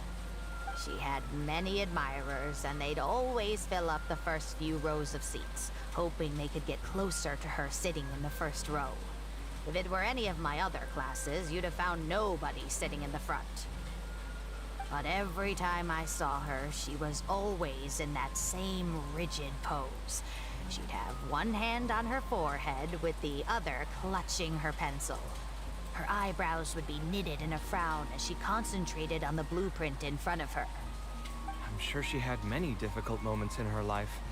How did she cope with the stress? I'm not too sure. She never talked about such things with me. She rarely opened up to other people, you know. I do remember one time, though, when she got into a heated argument with a friend. She said something I found very memorable. She said, "True art cannot be understood, but as an artist, I wish some people could understand its meaning and value." If you ask me, that's probably the greatest source of pain for geniuses of their craft. It's extremely hard for them to find someone who can truly understand their ideas. So that's how it is. I wonder if the password could be... Understanding, acknowledgement. I tried both just now. Seems those aren't it either. What are you trying to do? My mother left her notebook to me, but it has a password and I haven't figured out what it is yet. I'm trying to learn more about her so I'd have a better chance at cracking the code. Thank you for all that you told us. It's the least I can do. Talking to youngsters like yourself makes me feel younger too. Honestly, looking at you now, I can see how much you resemble her. It's almost as if she's standing right in front of me again. Your personalities are quite alike too. You're both stubborn and both a little awkward. Of course, I'm sure the similarities are mostly superficial. But so long as you continue to harbor those traits, you'll find a lot of difficulties in your work. I've taught a lot of students over my career, and in my experience, very few genius architects of Ksharawar ever found happiness for themselves. They would know exactly what they want to express and fight for it tooth and nail, which inevitably led to arguments with their clients. Some clients would choose to respect the architect's vision or just let the argument go because of the architect's reputation, but those are the rare ones. When Farnak first graduated, she was getting into arguments with her clients nearly every single day. I think it only got a little better when she met your father. I see. But could he understand the designs my mother made? No, I think they were probably beyond him, too. But despite that, he still stayed next to her, listening to her joys and sharing in her sorrows. Farnak had many admirers, but she ended up choosing your father.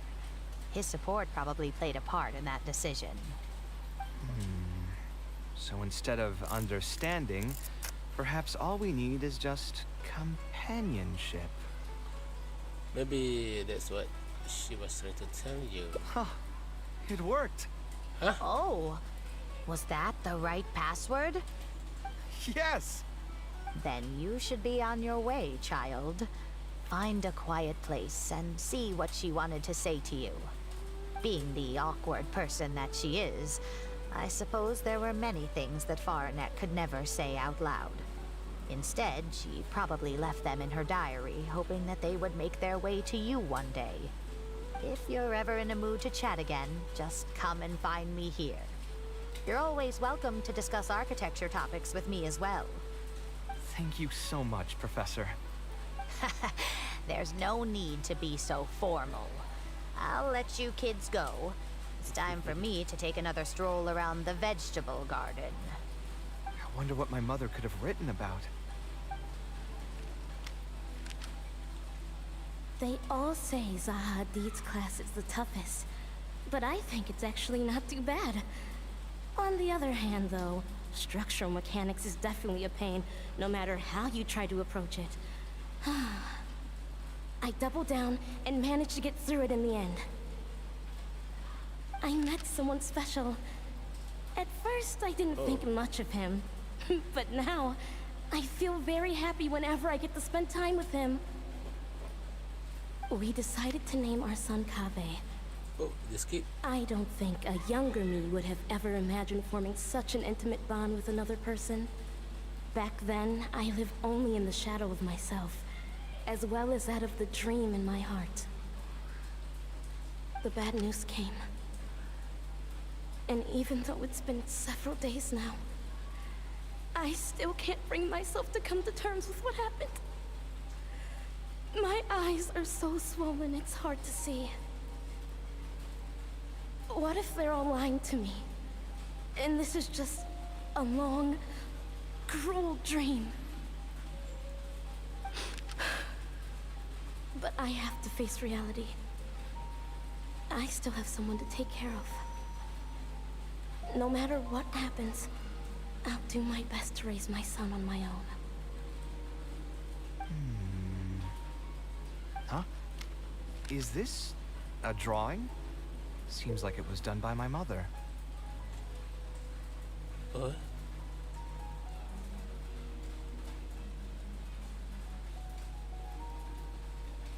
Ini macam ala hitam. Ini nampak macam ayah Kaveh. Ini pula nampak macam siapa yang rambut telinga panjang tu. Ini aku tak tahu siapa. This blonde man was probably my father. Betul lah. But who are the other people in the picture?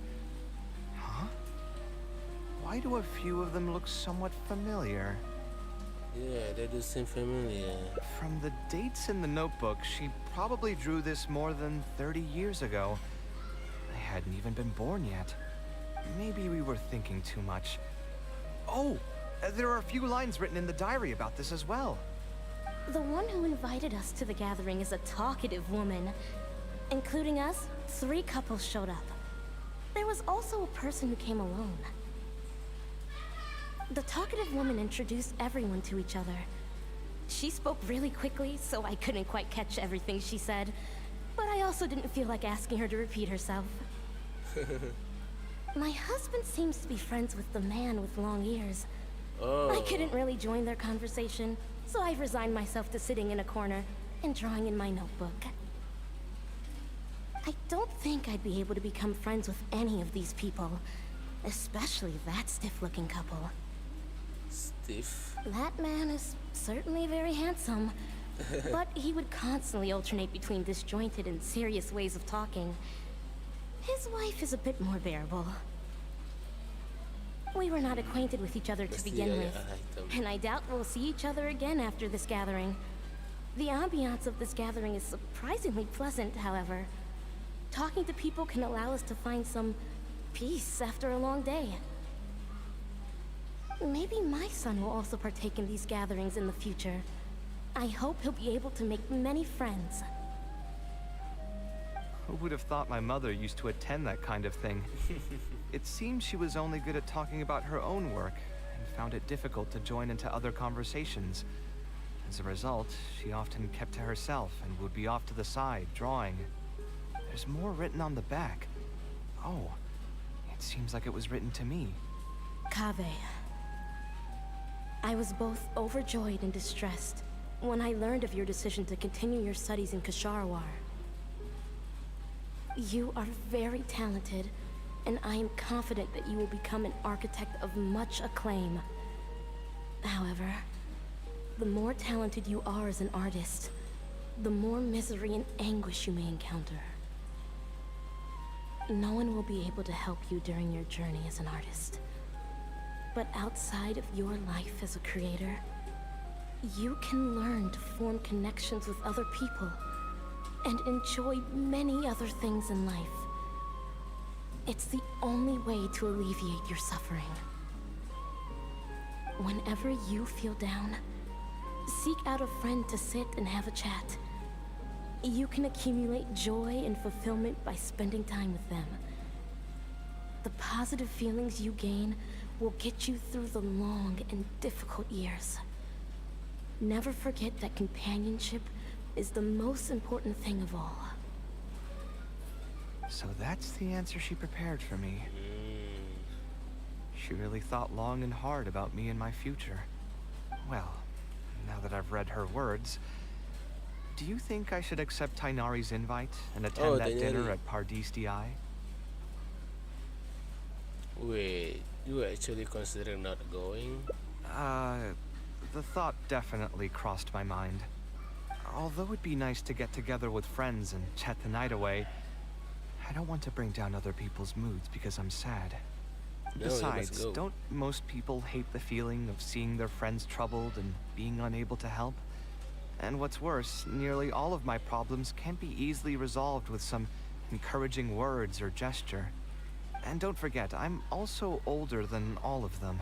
Oh. As their senior, I should appear to be a bit more responsible. Tainari saw right through you. It's normal for friends to take care of each other. Huh, you're right. I really didn't expect to run into him here. I swear, his nose must be just as sensitive as his ears. Well then, I guess it's best that we go and join him for dinner. That means I'll owe him yet another meal now. You know what? I'm not going to overthink it. I'll see you tomorrow at Pardis-Di.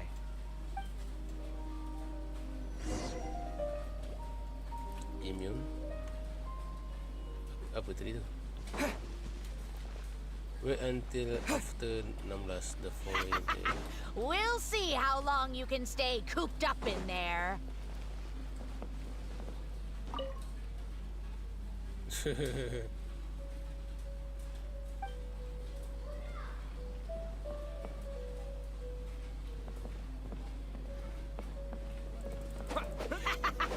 We'll see how long you can stay cooped up in there.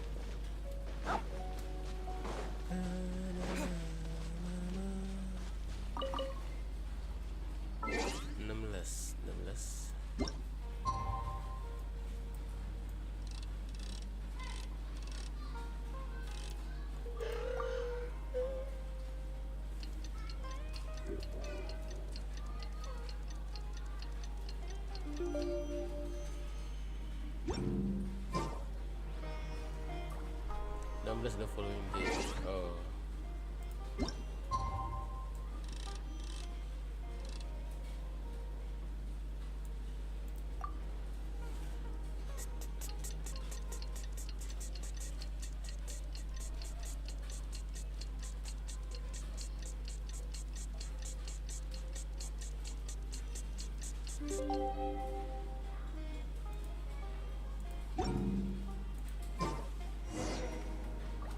Wondrous time.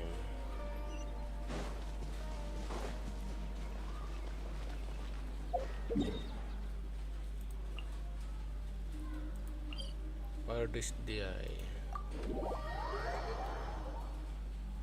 Ada orang tengok tapi diorang macam AFK ke? Diorang AFK ke?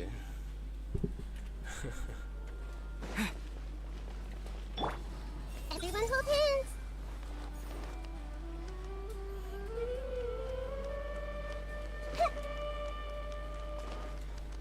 I see everything. this rate, I'm not going to meet the deadlines. What? Siapa cakap tadi? Wish they'd recommend some people with actual competence for once. Hey! Surely everyone knows quantity cannot make up for quality.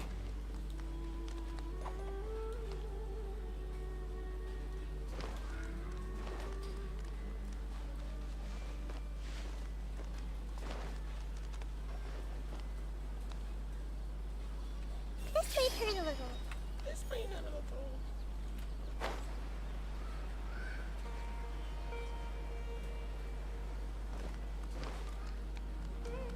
I see everything. I see every I shit. can hear footsteps. Are there still more students coming to me with their questions? The most recent batch of raw materials is flying off the shelves. Boss's intel proved to be useful once again.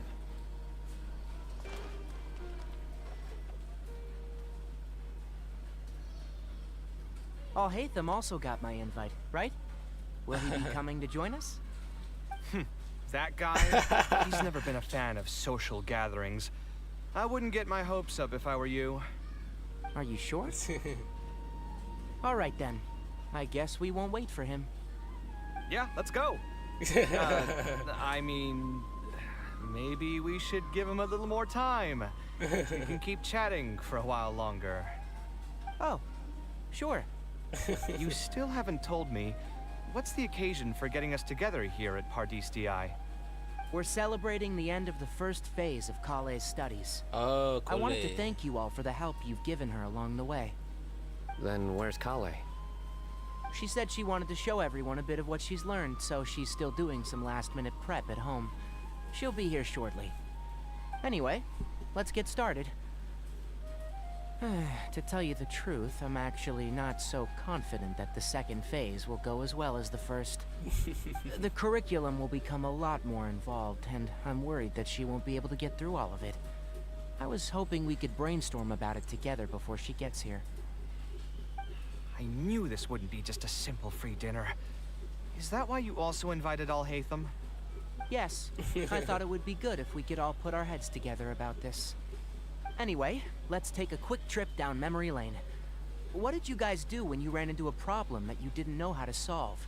Or got assigned a project that you knew you weren't gonna finish on time? Never happened to me. I'd just pull another all-nighter. You two are hopeless. Does anyone have a more useful answer to the question? Perhaps you could adjust the pace of the curriculum. Ooh, that's a good point. Confidence is the most important thing. Once you lose your sense of confidence, it'll become all but impossible to find the motivation to study. This could be a potential direction. I have already redesigned the literacy curriculum, and I was originally hoping to ask Al Hatham for his opinion, but... It's very simple.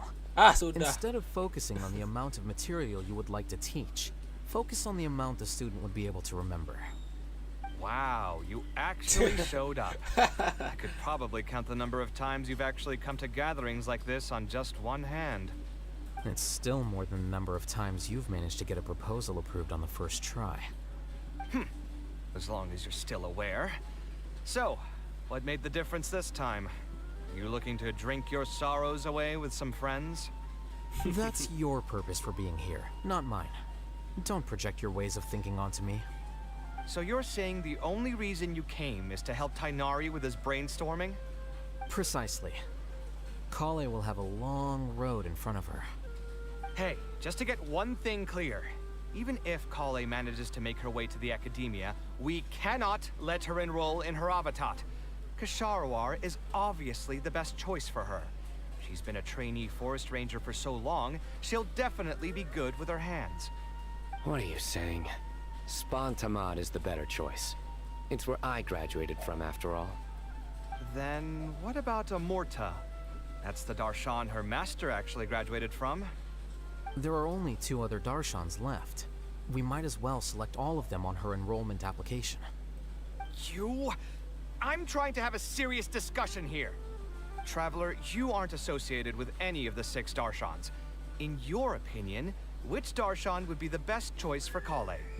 I think she could get through the second phase of her studies. Well said. First. Agreed. And my goal in inviting you here was to gather some thoughts on the execution of this second phase. Phase 2 far exceeds Phase 1 in both curriculum complexity and the speed of instruction. I hope Kaveh has prepared herself for what is coming. Hey, what are you thinking now? Please don't tell me you're planning on lending her those abstruse books from your home library. Actually, I was thinking about lending her a professions guide. I'll make sure to write, "Don't become an architect" on the front page of that. But don't you love your job, Kaveh? You're right. I can't deny that. Is there another phase after Phase 2? What's the ultimate goal of all of this? Are we trying to prepare her for a job in the academia? We don't need to think that far ahead. Hold that thought, though. I think my vegetables are done. Oh, I'm telling you, that client had no idea what he was talking about. No matter what I did, he had something bad to say about it. Kaveh should get drunk fast. Have you considered finding another client? They're all the same. I haven't had a good night's sleep for months now. Who do they think they are, ordering me to alter my design over and over again just because they have some mora? It's too late now to change careers. You might as well try to find some joy in the pain. Besides, you'll be getting up in the middle of the night to make edits to your own design even when the client doesn't request it. No. That's not true. Cheer up, Kaveh. I'll tell you a new joke. We'll save that for the end, Sino. You can keep it to yourself until then. Whatever. I'm not going to use my brain anymore. Let's drink tonight to our heart's content. Oh, makan-makan Let's drink a drink. The positive feeling you gain will get you through the long and difficult years.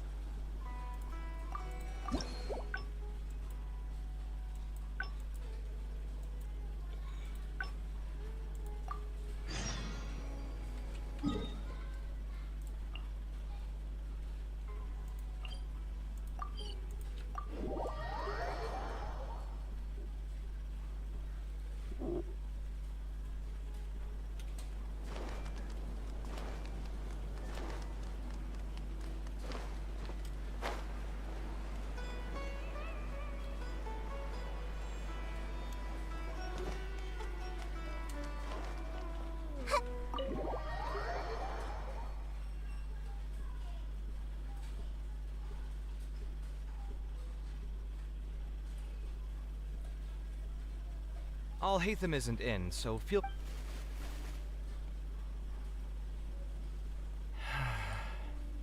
Oh, nothing. I just didn't realize how much time had passed. I'm happy for her. Anyway, enough about that. Let's see what I packed into this box. What are all these things? Oh, obviously now that I've said that out, criticism and I admit that I may have spent a little... Anyway, my building... Oh, I was super... Unfortunately, it was only a few days later that my mother took me with her. She didn't scold me Let's see, is there anything else left in this box? This is my mother's notebook. When I was a child, Wonder why she did... If only I could. Hey, it's not a matter of time, it's a matter of who knows? Maybe this time something will click in my... I could tell what you were thinking. I've tried mining, I've even tried stuff... I wouldn't try that route again. Then maybe we should just put it aside for now. Yeah, you're right. Although I was hoping to find some words of wisdom from my mother, if I stop and think about it, her words may not be the advice that I need to hear right at this moment. Everyone's life journey is different. Traveler, you've visited many lands and met many people, so I'm sure you've run into situations where some advice wasn't exactly suitable for the situation at hand. Ah, I just got an idea though. If I want to rekindle the creative passion that I had before, instead of trying to unlock an old notebook, why don't I take a walk around the parts of town that had changed my life? What do you think? That sounds good to me. I'm glad you agree.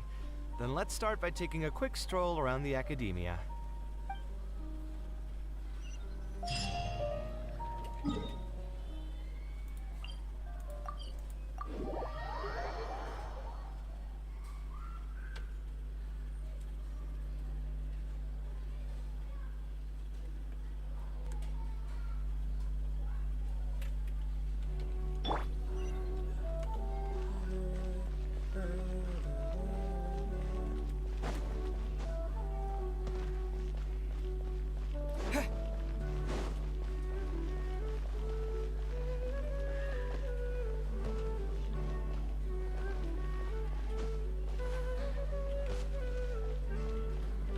Tapi budak kecil.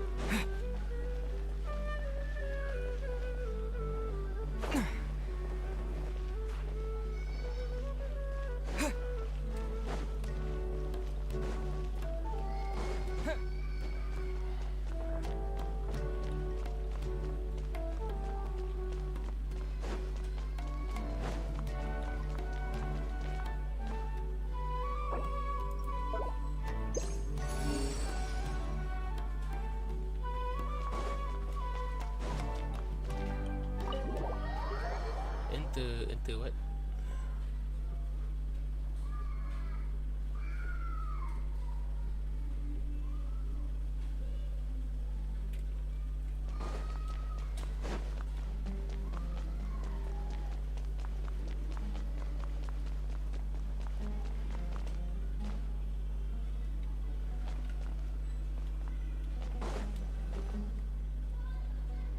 Of all the places in the academia, I remember this one most.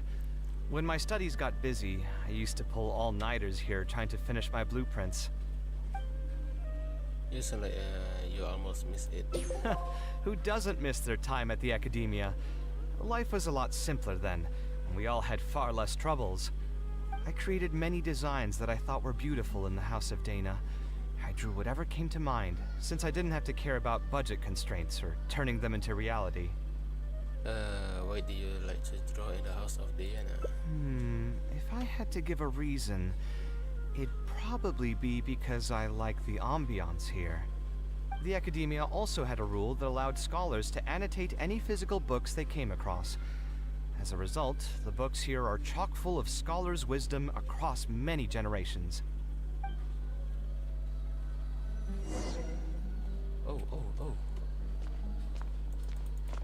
Tak ada serang.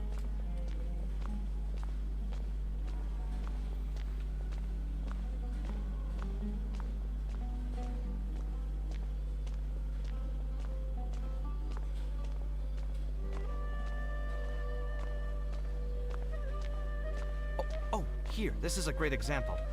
This book, History of Ancient Sumeru Architecture, contains some analysis that I did many years ago. Huh?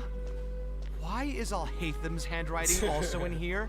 When did he ever read this book? I guess it's probably from when we worked on that research project together. Anyway, he probably never cared to tell you this, but the House of Dana is where Al-Haytham and I first met. I came here to do my homework, and saw him sitting by himself next to that row of bookshelves. A group of Haravatat scholars were chatting near him, but he looked as if he was too lazy to join them. There was a pretty stark difference between him and all the rest of them. It was my fault for feeling bad for him. I thought he must have gotten into some kind of trouble and went over to ask if he needed anything, not realizing that... Not realizing that you were in fact the one in a whole heap of trouble? Sudah. Tiba-tiba Haytham keluar. Al-Haytham? Why are you here? The House of Dana is a public space. Anyone can come here, no? But shouldn't you be at the records room at this hour? You're not here to watch me make a fool of myself, are you? You think I would derive amusement from watching you fall into depression over your life's various troubles? If that's the case, then I suppose I must have been entertaining myself for years. I came here to pick up a few files. If your voice hadn't managed to get through my soundproof earpieces, I probably wouldn't have noticed you. All right. I admit I was probably overreacting just now. I want to know what happened. Probably not when he's right here with us. As his senior, I shouldn't try to tarnish his reputation. There was nothing embarrassing or shameful about it. When I was still a student at the academia, I once collaborated with Kaveh on a research project. A collaboration is usually beneficial for all parties, but due to issues with our personalities, we ended up going our separate ways before completing the project. We had a number of differences, and they remain unresolved even today. But there's no point going into that right now. The more important question is, why are you at the House of Dana? Kaveh feeling a little... As a senior scholar, isn't it my responsibility to offer my friend a quick tour and explanation of the academia's architecture? I see. Then let me guess. Your next stop will be the pavilions around Razan Garden? Our famed architect sure loves showing off that corner to all his friends. Oh, and Kaveh, a lot of the books you annotated have been moved to the innermost section of that bookshelf over there. You'll have to dig them out yourself if you need to find them. Huh? But why would you know that? Don't tell me you finally had an epiphany and realized that there's great virtue in respecting your elders' work. Sure, if that will give you some self-confidence. Leave any words of thanks you may have to the ex-Grand Conservator. The last time he was here, he was complaining that he had received reports from current students. The main grievance being that the annotations are too long and difficult to read. As a result, the books you annotated have been moved to the back shelves. What? But all of my annotations were extremely important. Instead of reporting me, they should have been thanking me for my service. The notes that I took, they couldn't have asked for a better analysis of those books. Okay, just you wait. I'm going to fix this right now. I'll dig all the books out and return them to the proper shelves. Oh, we'll wait. Waiting is about all we can do. Anyway, you were about to say he's feeling a bit down? He was put through the wire recently by a particularly different client. Put through the ringer. What an interesting phrase. I assume he used those exact words himself? It doesn't seem far from the truth though. He probably did suffer quite a bit, that's true. He always spends a lot of time editing his proposals, with the goal of satisfying as many of the client's preferences as possible. But the satisfaction of one client will not translate to general satisfaction with his work. Many problems in life can only be solved by a fundamental change of attitude. As the leading genius of Ksharawar, Kaveh should have both the right and the confidence to reject any unreasonable demands. There are plenty of architects in Sumeru who are inferior to him in skill, yet far more irascible in temperament. What's more, there are plenty of people who look up to such individuals as paragons of staying true to one's principles. So the problem is Kaveh? Clearly, his predicament is inevitable, since he holds other people's feelings as more important than his own. Of course, each person is different, and we should respect the paths that they have chosen for themselves. Admonitions will serve no purpose. People tend to succumb to familiar pitfalls, and this is especially true for those who believe it's their duty to carry more burdens on their shoulders. Oh.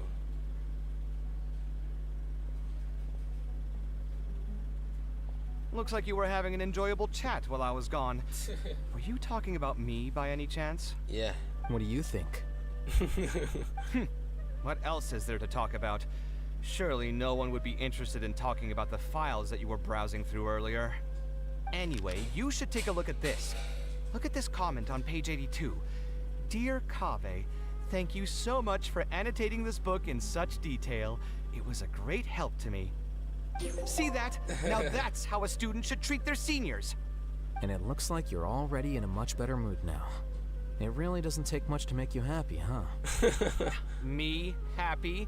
I'm mocking that retired blockhead for being so full of himself. He understands nothing about the true beauty of architecture.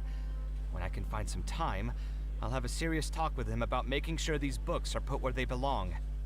Why don't you just move all the books yourself? It's not like he hasn't cursed you out before. What was that nickname he gave you while you were in the academia? The Urchin of Kasharawar? Wait, what? Kaveh had a habit of scribbling and writing in all kinds of books. Hey! You didn't need to bring that up. At least not when I'm still standing here. Oh, actually, I also found a really old sketch in one of the books over there. See? Doesn't it remind you of something? An arc bridge. Huh? Don't tell me even you don't get it. Don't ask me. This is the time you specifically put aside to brag about yourself. Feel free to hoard all the spotlight you want. You... In that case, allow me to explain.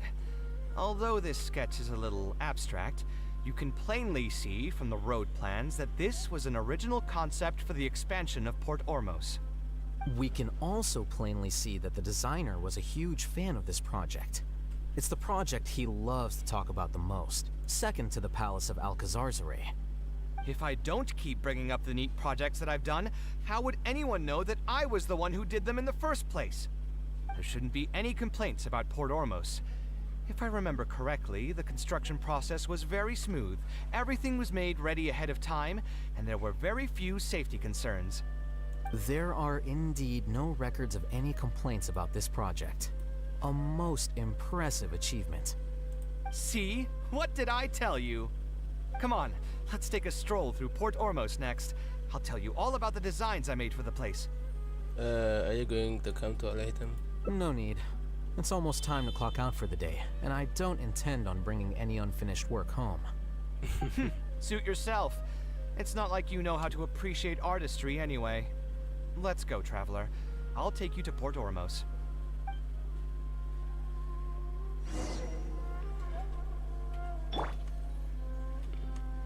Hilang dah.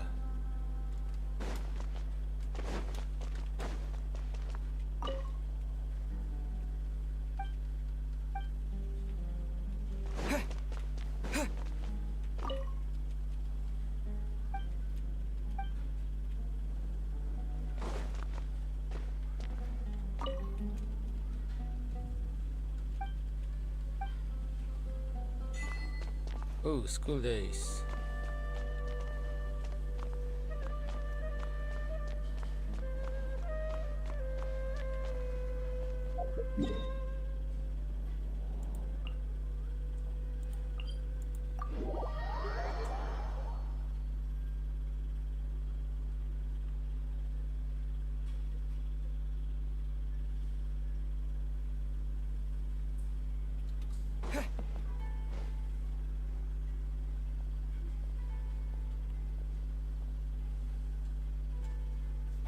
Ooh. Port Ormos. Did you design one of the building here? No, I didn't design any one specific building. Most of my work here concerned structural renovation. Port Ormos had already existed since I was still a young child. It wasn't as large as it is now, though. It only came to its current size after a sizable expansion. I was part of that project. The arch bridge over there, for example, that was one of my designs. Ooh, how did you come up with the idea for it? When I was first tasked with the project, I decided to reference the growth patterns of nearby trees to split Port Ormos into 2 levels. My goal was to improve the overall utilization of space. We ran into a lot of issues during construction, but thankfully, we were still able to achieve the original vision. Residents can now behold all the ships entering and leaving the harbor from the vantage point of the bridge, while visitors can recognize the site of Port Ormos from a long ways away. I was still young and new to the trade back then. I could hardly believe that an idea in my head could become reality and remain in the world for many years to come. The true cornerstone of the creative process. The point about the design that will be ultimately used to judge its true worth. It was the first time that it became crystal clear in my mind. Once built, a building will continue to stand. Countless people will see it, and countless more will step inside it. Its final worth, whether it's good or bad, will be assessed by the countless generations of people that interact with the building during their lives. I'm sure residents of Port Ormuz really enjoy it. You think so? I'm glad to hear that.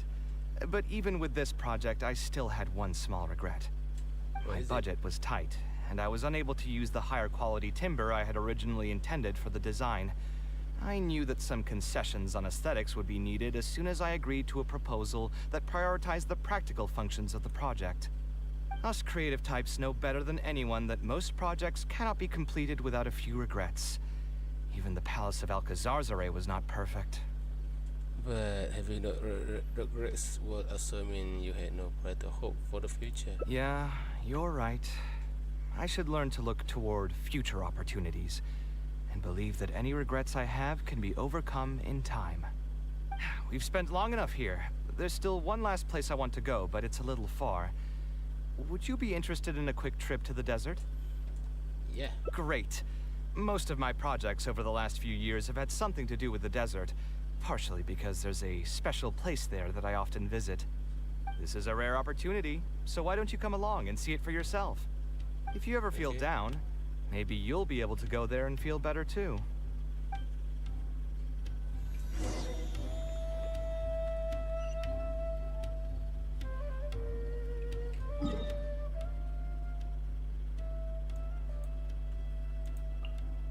Oh, jauh ya.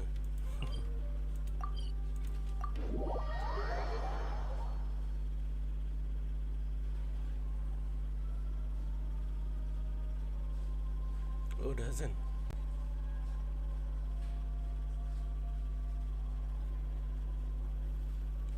Saya rasa korang tengok tapi AFK gila.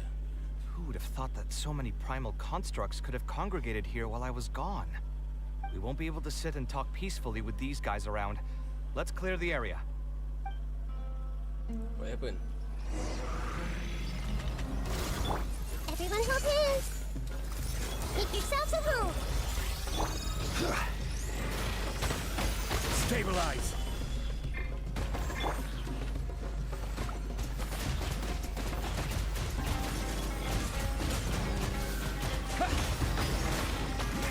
Nowhere to hide. Come at me.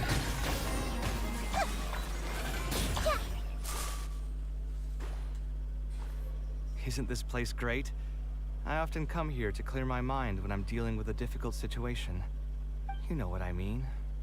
Everyone finds themselves in frustrating situations once in a while. Just take me as an example. My family life got shaken up quite a bit when I was young. I struggled in school, and I got into a huge pile of debt building the Palace of Alcazarzaray. Although Al-Haytham thinks that it's because of my personality that I continue to live in the shadow of the past, I think it's also just a part of life. Plus, if I look back, I've honestly had my fair share of good luck as well. You could probably say I've followed in the path of my mother. Like her, I've gained a name for myself as an architect, built something that's seen as my magnum opus, and found many projects that others have entrusted to me to finish. You also haven't completely lost your passion for life. Life is too boring when you live with no enthusiasm and passion. Only those who believe in the inherent meaning of it can capture the small nuances of everyday life and turn them into inspiration for beautiful designs. Of course, I will concede that loving something also means taking it to heart. So to an extent, caring is also a source of pain. If I didn't love my work, I wouldn't be so torn up about it all the time. But still, isn't this place beautiful? Despite the erosion from the winds and changing seasons, you can still perceive its past beauty and glory. With different landforms come different architectural styles. The desert's history has left it with few records regarding its buildings, so I often visit the desert to investigate things in person. The sight here has moved me ever since the first time I laid my eyes on it. I told myself that one day, I would also be able to create buildings that move others. My pain will one day fade into nothing, just as I reach the end of my life. But buildings are different. They are far more valuable than most materialistic things, and far more durable than human flesh. As long as there remain souls in the world who can decipher the meaning behind them, they will also have acknowledged me across the vast stream of time. If you were to ask me what art is, that would be my answer. No, that's more like the Kaveh, I know. You think so? But I feel I've always been like this. Remember that question I brought up before? The one about whether I should see art as a divine gift of inspiration from the gods, or as a product of my own existential struggle. I still haven't found an answer to that yet. But if art wasn't inherently paradoxical and enigmatic, then people probably wouldn't be drawn to it. Those who pursue art will be unable to avoid the pain that it naturally brings. Will often be floating on cloud 9 one second, and sinking in a mire the next. I'll try gathering my thoughts again once I've found a way to define art in the first place. In any case, thank you so much for listening to everything I had to say. You're welcome. Beneath the star, my pain will one day fade into nothing, just as I reach the end of my life. But my building will endure.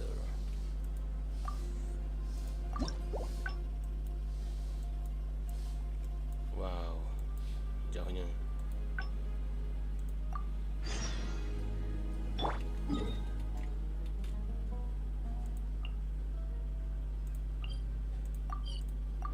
Yang last.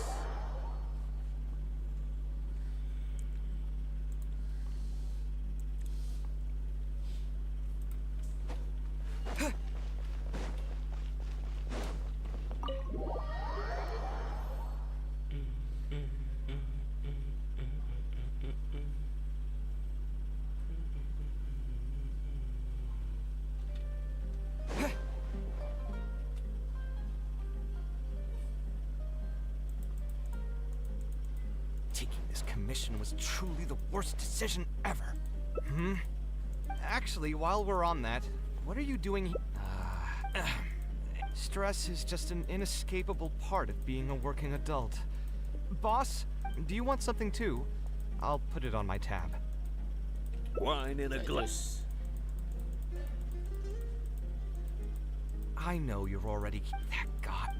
Another glass. You've got it, sir. It really is every other day, but perhaps getting used to this just... I would spend a lot of... I suppose all of this... Here's your drink. Boss? The meaning of... Anyway, I don't... What do you...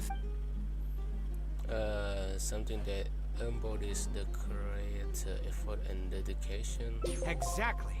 So our thoughts on the meaning of art are rather similar. In Sumeru, and especially Sumeru of the past, the arts are not a popular discussion topic. Trying to talk about the arts is basically the key to killing any conversation. It's too bad that I'm not in my best form today. Otherwise, we could have talked about this for a little longer. Okay, I can check him out. Maybe I should play safe.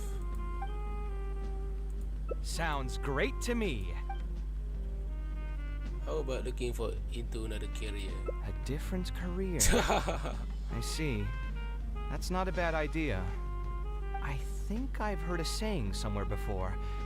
80% of a working adult's woes are due to not having enough mora in the bank. It's just a saying, of course, but even I will admit that my life would be a lot better if I could make additional mora. And if I want to make mora, I should finish that ridiculous commission. But I really can't find it in me to go back and talk to him right now. Hold on. I just remembered that I used to have a senior classmate by the name of Alkami. If memory serves me right, he's no longer taking private commissions, but he's still doing pretty well for himself. Maybe I'll be able to get some advice from him. Yeah, I should get on this right away. No more wine for me today.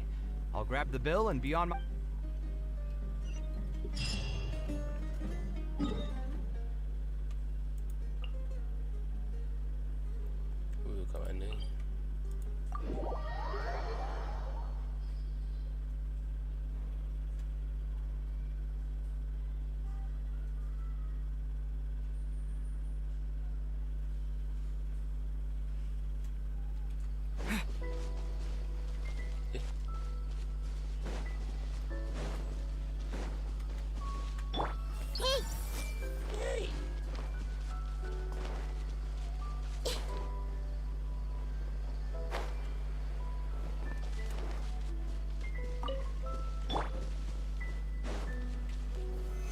solidified.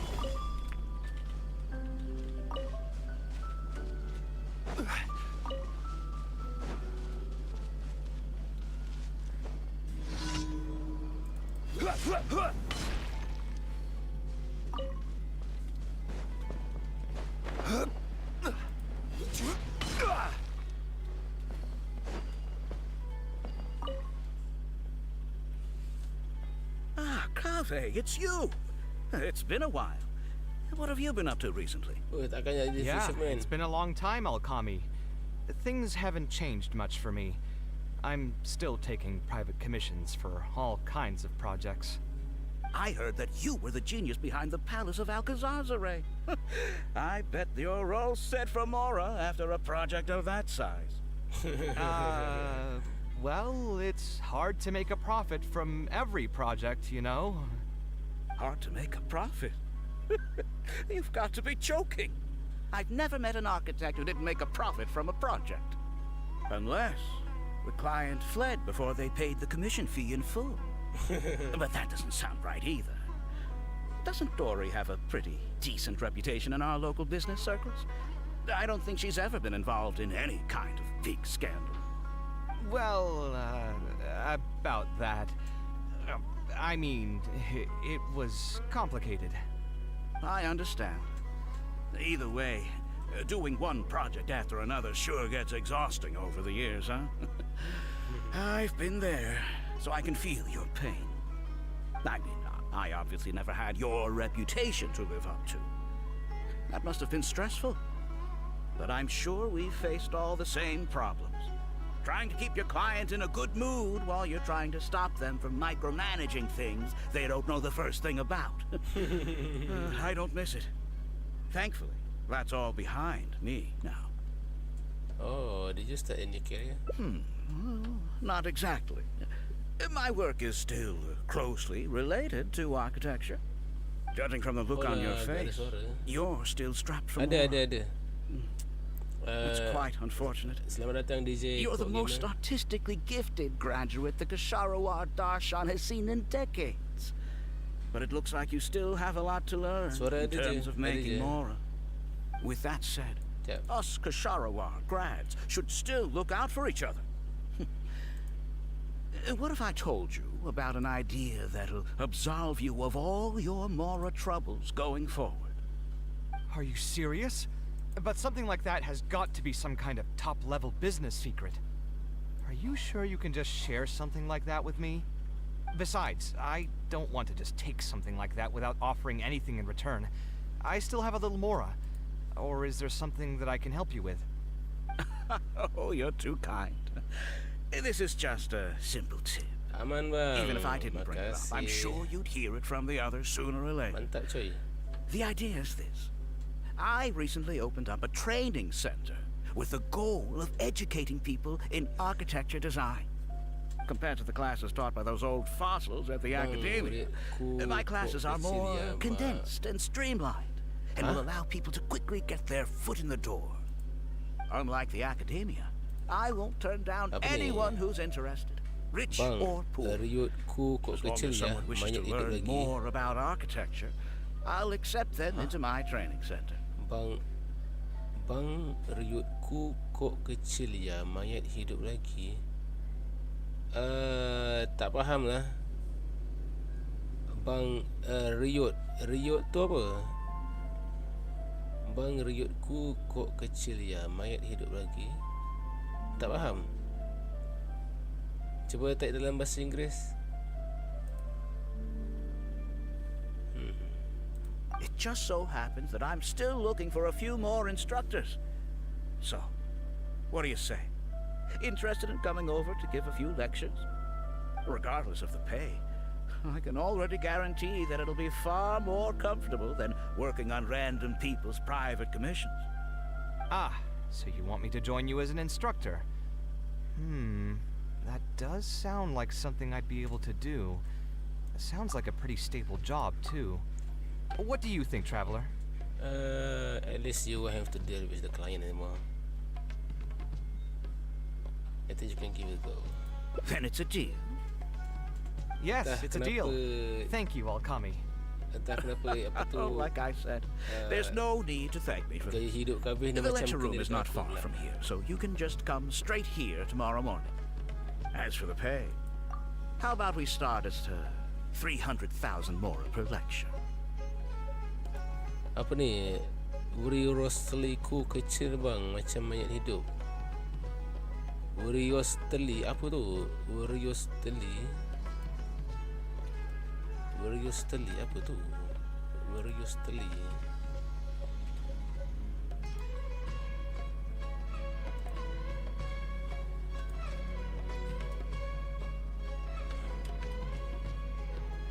Wiriosteli, apa tu? Wiriosteli. TikTok. Street. Wiriosteli. Oh, nama dia ke? Aduh. Okey, faham dah. Wiriosteliku kecil bang, macam mayat hidup. Oh, bang riukku kecil. Wiriosteli tu dari karakter Genshin juga. Kecil bang, macam mayat hidup. Aku tengok Wiriosteli mana ada macam mayat hidup. Dia nampak macam bad boy. Lepas tu nampak macam serigala. Serigala hitam, lebih kurang macam tu lah. 300,000? Are you serious? How could you offer so much? It would seem that you're still oblivious to your own economic worth. 300,000 is nothing compared to the prestige of having the light of Kasharawar as one of my instructors. 300,000 is also just the base rate. Just trust me on this. The longer you stick with me, the more you'll come to understand your true value in the market. I have to go make some preparations now. See you tomorrow. I was never particularly close with Alkami when we were in school. Who would have thought that he'd be so nice and friendly? I've hosted free lectures before, but this would be my first time being hired to lecture for a formal business. 300,000 mora per lecture. Whew. I'm so excited that I'm starting to get nervous. I will join your lecture. Thanks so much. I think I will be able to relax a bit more with a friend in the audience. Now, what should I talk about tomorrow?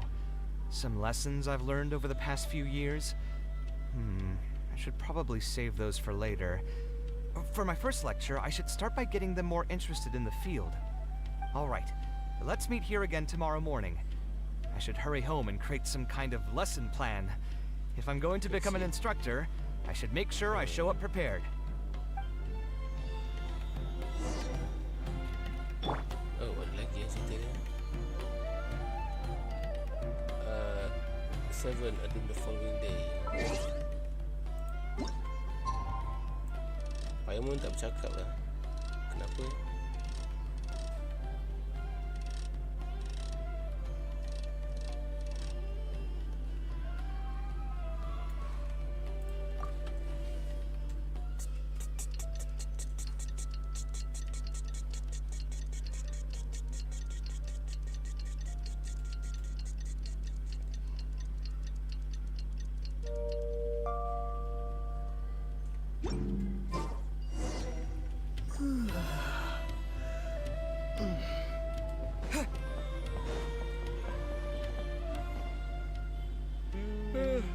Oh, I didn't expect you two to get here so early. Of course. I was up last night preparing for the lecture, but I ended up getting so excited that I couldn't fall asleep. Here, I've prepared a lesson plan. Do you want to take a look? Lesson plan? I must commend you for your dedication. But the training center has already developed its own set of teaching materials. Instead of using your own plan, you can just use what we have here. Of course, you're always welcome to work in some of your own content to add some fun and flavor. Kaya tak elak ajar material. Sure. Be my guest. The better of architecture knowledge at first glance. It's almost time for the lecture to start. Feel free to head in and start the class whenever you're ready. Huh. So you've already developed your own set of teaching materials. Seems like I won't need the stuff I've prepared after all. Anyway, shouldn't be a problem. I'll just go ahead and use your materials. There's something else I want to ask, though. This isn't going to be a large class, is it? No need to stress. There are only 20 people in this class. Oh, 20 orang. There are 14 classes at my training center. Out of all of them, the first class has the best grades, so I've directed them to you. We'll see how well they take to your lectures. 20 people, huh? All right. I think I can handle that. Oh, and one last thing.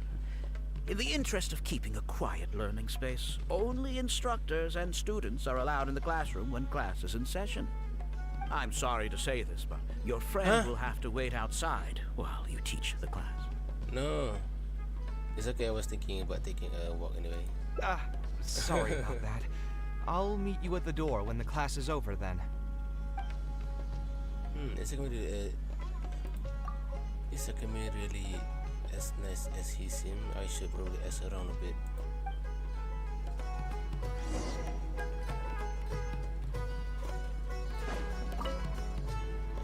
Hey there.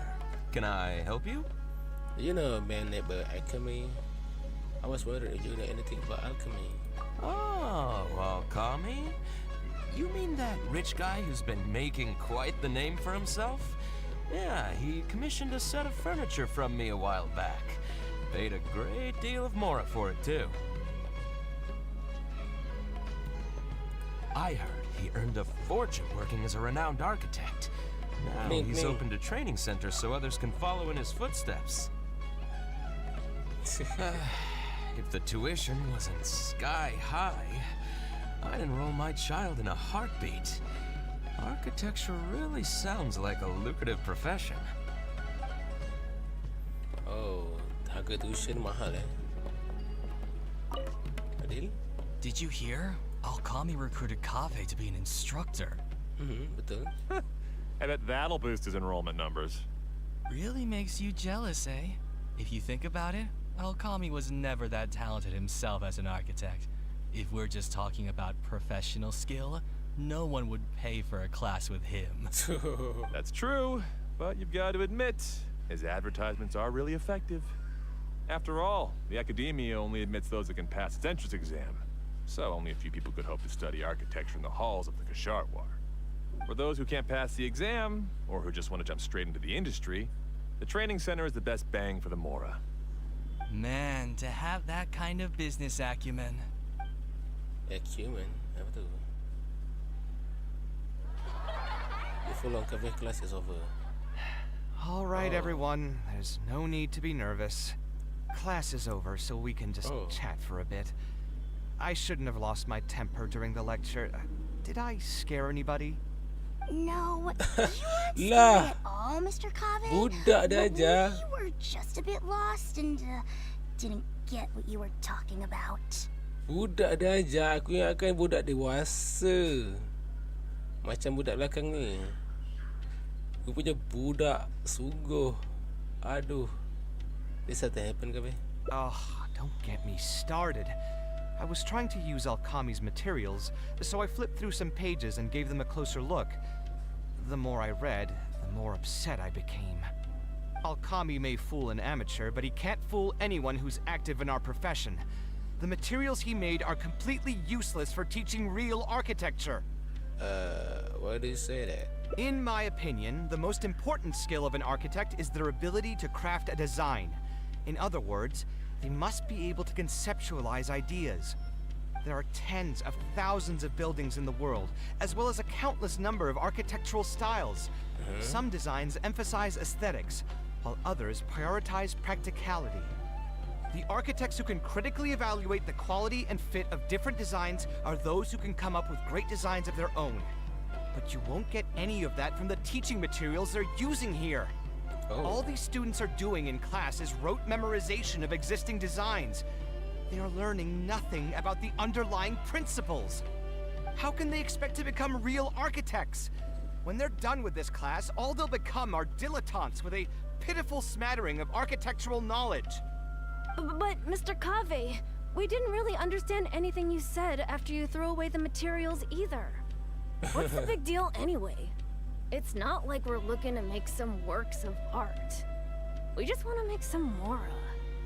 You're studying architecture to make mora? Yeah. Why else would we be studying here?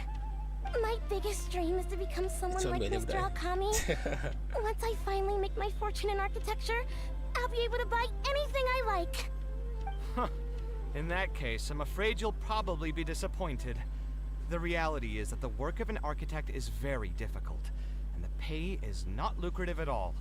Believe me, I'm a perfect example. Kaveh seorang arkitek yang sebenar. Dia tak buat banyak untung untuk buat projek.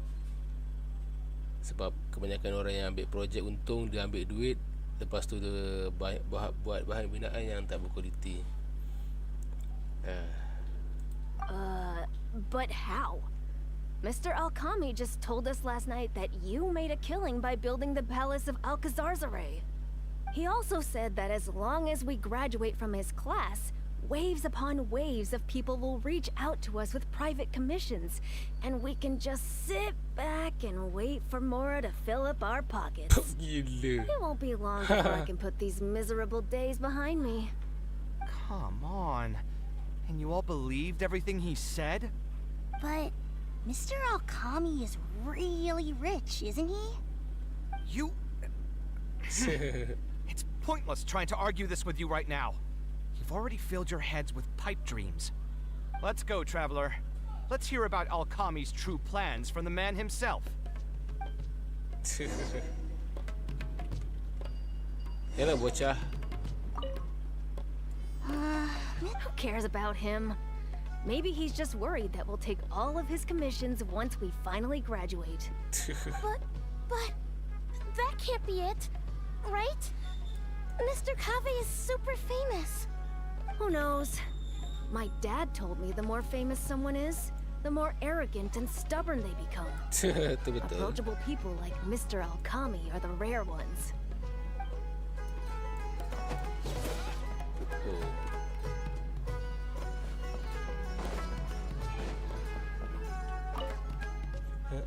What's wrong, Kaveh? You look quite flustered. Did one of my students offend you? Yeah. Were the students not astute enough for your liking? I must implore you to go a bit easier on them. After all, they're nothing like the genius scholars you're used to dealing with at the academia. We don't need to strive for perfect understanding. As long as some knowledge has been passed on, that's good enough. Yeah, I'm mad at them. But I'm even more upset that you're scamming people under the guise of teaching them about architecture. The students are all here hoping for a quick way to make money. But we both know that an architect's life is hard and exhausting. Just a little while ago, I was toiling over the 6th draft of a design for a client. If your client is unhappy, you can't break ground. And the longer a project goes, the longer it takes for you to get paid in full. What's worse, if your client disappears in the middle of a project, good luck getting anything from them ever again. You know all of this just as well as I do. Why lie to them? Look, Kaveh, you may be the light of Ksharawar, but like I said, you still have a lot to learn about making mora. You may deny it all you want, but it's a fact that in today's Sumeru, architecture is a terrible profession. Our clients care very little for the effort we pour into our designs. Instead of appreciating us, they spend all their time nitpicking details and demanding changes, often forcing all kinds of ridiculous ideas onto us. I suppose that's more or less true. Go on. Why should we cling on to a profession that's difficult and unrewarding?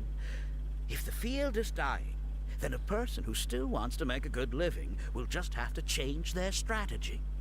If it's near impossible to make money as an architect, then why not just establish a training center and train other people to become architects in our stead?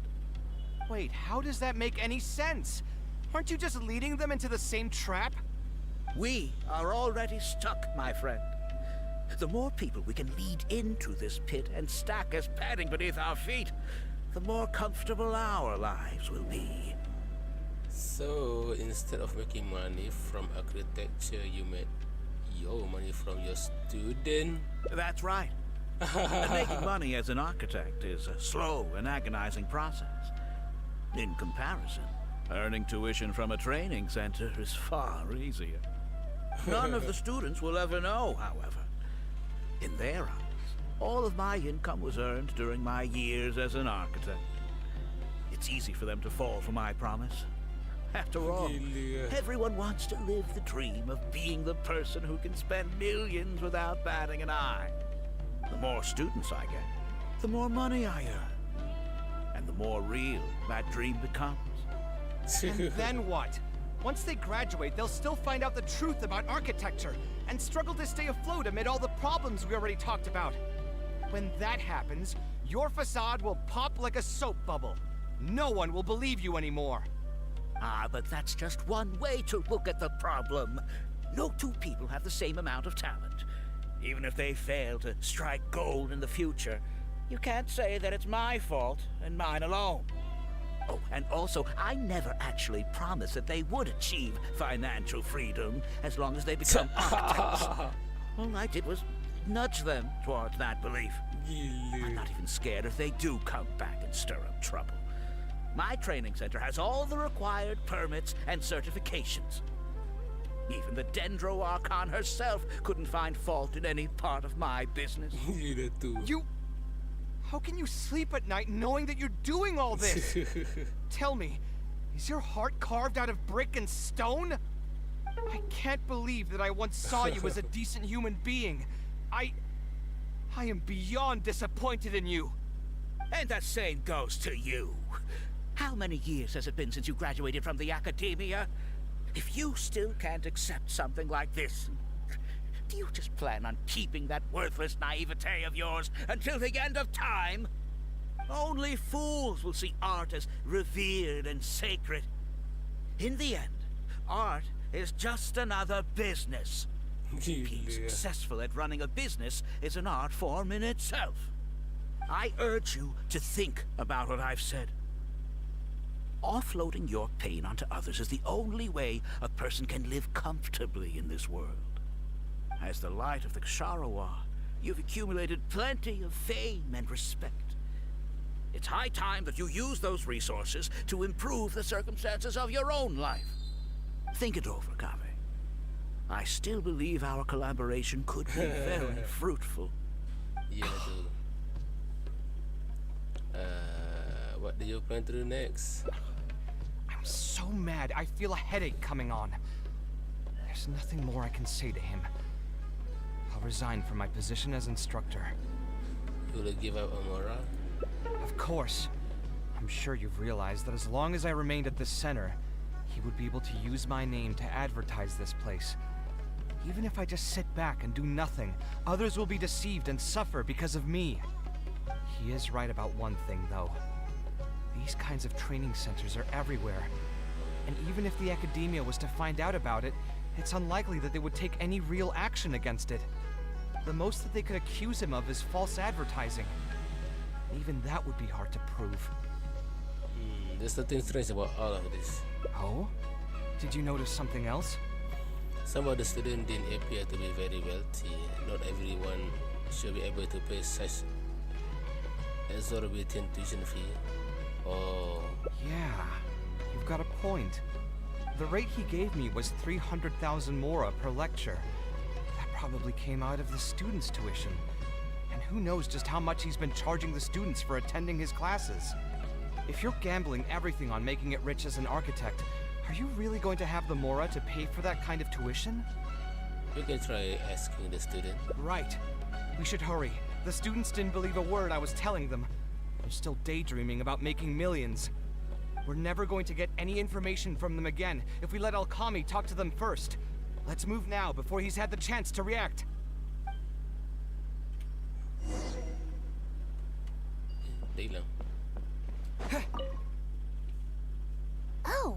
Mr. Kaveh, what are you doing back here? Class finished a while ago, but you're still here. Why haven't you gone home? I wanted to stay for a little longer. I'm still thinking about everything you taught during the class. Oh. Even though a lot of it went right over my head, I still thought the houses you drew were really pretty. Of course they were. All the examples I drew were world-famous landmarks.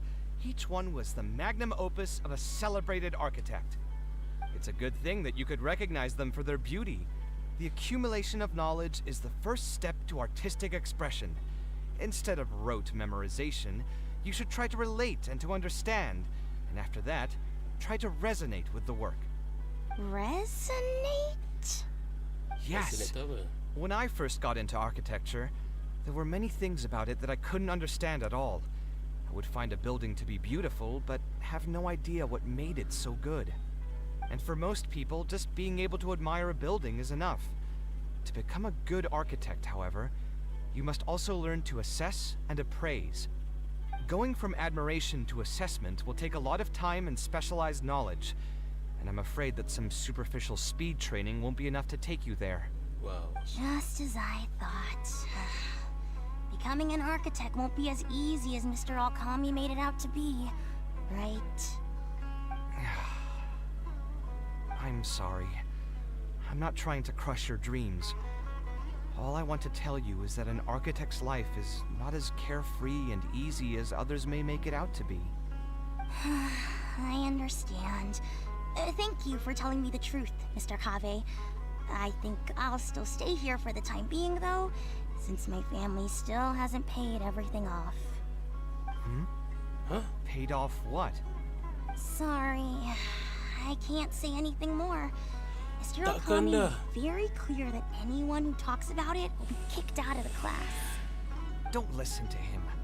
I am the most famous architect in Sumeru. Diorang If he hutang. kicks you out, then I'll just take you in instead. Really? Why would I pull your leg? Anak I murid dia can see you have some berhutang. talent. So as Gila. long as you get your fundamentals down, you should be able to pass the entrance exam and continue your studies at the academia. Then please keep this a secret for me, Mr. Kaveh. Truth be told, my family is not very well off, so we couldn't really afford the tuition for this class. Betul. Mr. Alkami was the one who reached out to my parents. He told them that he knew a merchant by the name of Bahar and that we could get a loan from him. He told all the students that once we graduate, people would come flocking to commission us for projects. If everything went well, we'd be able to pay off everything in just a few years. Just a few and all years. the more we make after that would be ours. How much did your family borrow from this merchant? I think it was several million What? And what was the interest rate? I'm not really sure. My parents were the ones who signed the contract. All I know is that the stack of papers was as thick as a slab of rock. Sounds enough about all of this. Yeah, I have a bad feeling too. Something about the whole thing feels dastardly familiar. We need to find that merchant to confirm. But if we were to confront him right now, there's no way he'd admit to anything. You can pretend to be a potential customer. Good idea. Hey, tell me, do you know where we'd be able to find this merchant? We last saw him on the north shore of Port Ormos. Who knows if he's still in that area, though. Well, it'd still be worth taking a look. Architecture... No. The arts shouldn't be used as bait for a scam. We need to do something before the students' lives are ruined even further. Budak tu dah hilang.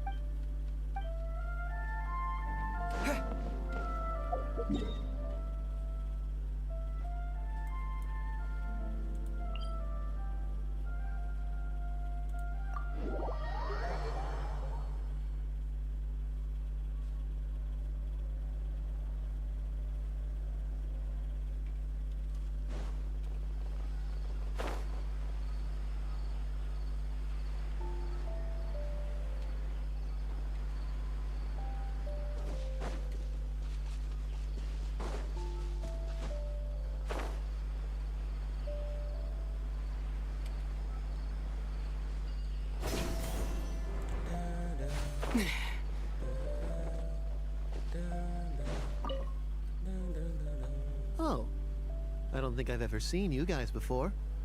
Here for business? Yep. You're Fahar, right? Yes. May I ask who introduced you? Alkami. My friend here wants to enroll in his architecture class, but they're a bit short on money. Alkami told us you're the man to go to in this kind of situation. I'm really interested in architecture. Oh, sounds like his business is booming. How much do you need? Let me see. I'd say around 3 million mora. Oof. You call that a bit short on money? Anyway, since you're here because of Alkami, I can work things out for you. Make sure you sign the contract, though. Lots of people are borrowing money from me nowadays. What contract? Here you go.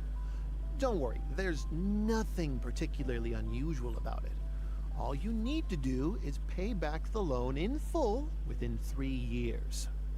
And what if they won't be able to pay it back? What do you mean, won't be able to pay it back?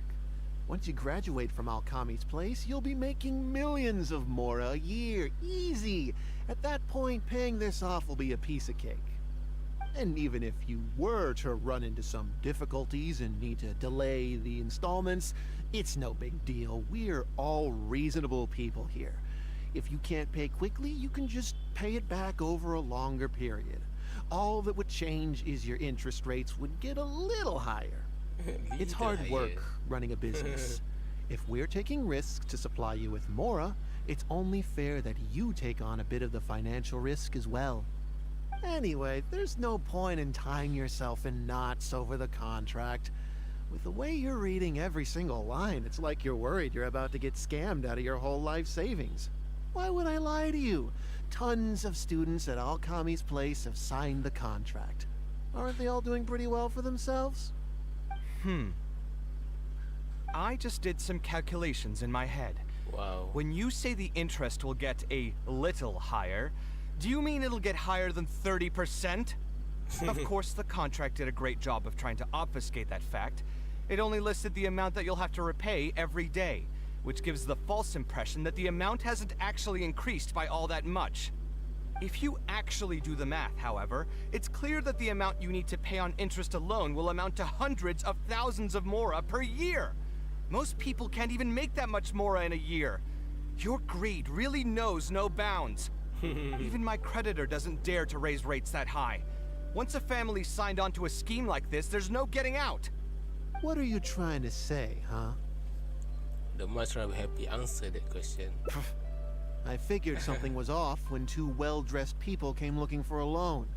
Think you got the better of me? Yeah. Too many people are sticking their noses where they don't belong these days. Luckily for me, though, this is a pretty secluded spot. Hey, come out and teach these guys a lesson! Oh. Eremites? I've already fought off more than my fair share of them when I was working in the desert. There are only a few of them, so they shouldn't pose much of a threat. Marak, you're up! That's following orders. I see everything. I will have order. Boom. Don't blink. Scanning.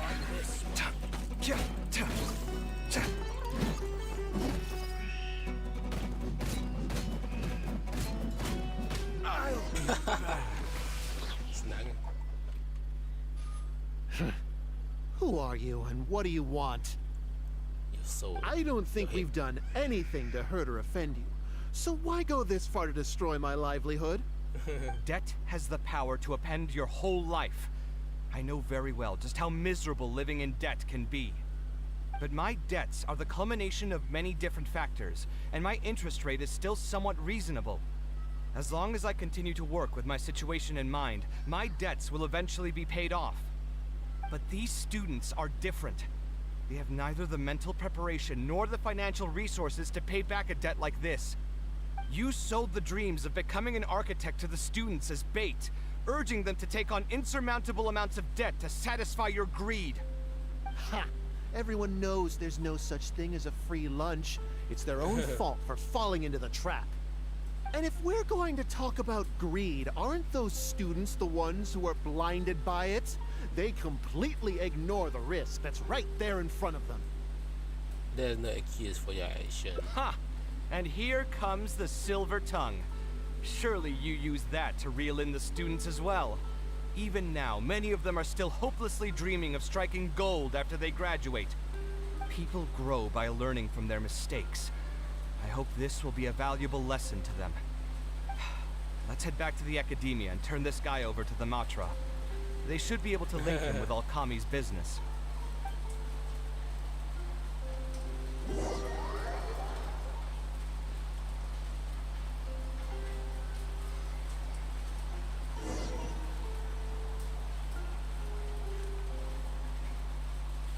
Sino? Didn't think I would run into you here. My vacation just ended not too long ago, so I'm going over some cases at the academia. Who's this? Yay! Dia Along. I see. Charging an interest rate over 30% indeed constitutes a crime. As it is highly likely that Alkami is also benefiting from this scheme, the Matra will open an investigation on him as well. Yay. The training center will be closed until further notice. Any funds we manage to recover from the suspects will be returned to the students. It's unclear how much we'll be able to get back, however, given their extravagant spending. That should still be enough. Once the students realize the error of their ways, they won't fall so easily for such traps in the future. Anyway, thank you for your help. I hope this won't be too much trouble for you. It's no trouble. Just another day at work. How did you two get tangled up in this anyway? Alkami tried to hire Kaveh as one of his instructors. Did you accept any mora from him? Yeah. He promised to pay me 300,000 mora per lecture, but I resigned as soon as I finished the first session. I didn't take a single coin. Ah, that's good. Hmm? What do you mean, that's good? Would you have taken me into custody as well if I had actually accepted any mora? I wouldn't have gone that far. But, had he insisted that you were also an active participant in his schemes, under our rules, we would have been required to open an investigation on you as well. Either way, though, I believe you are innocent in all of this. Had you actually been alright with making money through less than noble means, your life wouldn't be the mess it currently is. Hey, what was that? What do you mean my life is a mess? Never mind. Your life is fine. You're just messing with me now, aren't you? Let's get back to business. If Alkami's case can be successfully resolved, you'll be eligible for a monetary reward from the academia. Don't forget to pick it up after the fact. Oh. Huh. I didn't even know there was such a thing. I never would have guessed. What I'm trying to say is that we didn't report Alkami because we thought we could make some more off of it. The reward will be given regardless of your personal motivations. It was implemented with the intent of encouraging people to supply tips to the Matra. Fine. Dapat duit. Is there anything else? I want to go back to the training center one more time and talk to some of the kids. Sure, but you should wait until tomorrow. My subordinates will shut down the center today, and summon the students to gather information on the total amount of mora they've lost in the scam. All right, then I'll stay out of their way. I can talk to the kids tomorrow. I have a few other things to take care of, so I'll be off for now. If you want to follow up on this case, just come find me again. Or ask one of the Matra. That should finally be the end of that. Oh, who would have thought it would turn out like this? All I wanted was to find a new gig and earn some mora. To think Alkami would sink this low, it still makes me really upset. Still, I think I feel a little better now than when you found me back at the tavern. Oh, how so? It's a little ironic, but you could say it's because I've realized that there are many circumstances in the world that are even worse than my own. Now that I've seen such things firsthand, I suppose I've earned a new sense of appreciation for my life. How should I put it? I'm pretty stubborn when it comes to my profession, so I often argue with my clients. The arguments are usually extremely frustrating, and every once in a while I'd wonder if I only became an architect because fate wanted me to pay for some sins I'd committed in a previous life. Alkami's suggestion would have allowed me to quit my life as an architect and earn money solely from my reputation. But now that I've experienced that for myself, I can confidently say that I'd never want to do it again. And that's why he think you are too rigid when it comes to making moral. Every scholar has their own sense of pride and a line that they don't like to cross. Of course, when faced with the vicissitudes of life, some will surrender these things to seek a more comfortable life. I can understand that. Just speaking for myself, though, I don't think that's something I'd ever be able to do. The voice in my heart would just keep repeating one thing. The moment I turn away from my dreams would be the moment my career ends. If I stopped devoting everything to my creative activities, I'd be able to lead a more comfortable life. But at the same time, at that point, any materialistic ease I may have gained in life would just become another form of torment. In It's comparison, good to say. my current life comes with its share of difficulty. I appreciate it. It's certainly not easy, but my thanks again for being such a great help throughout all of this. I'm planning to pay another Sure, visit. welcome. All right, I'll see you tomorrow then. Get some good rest.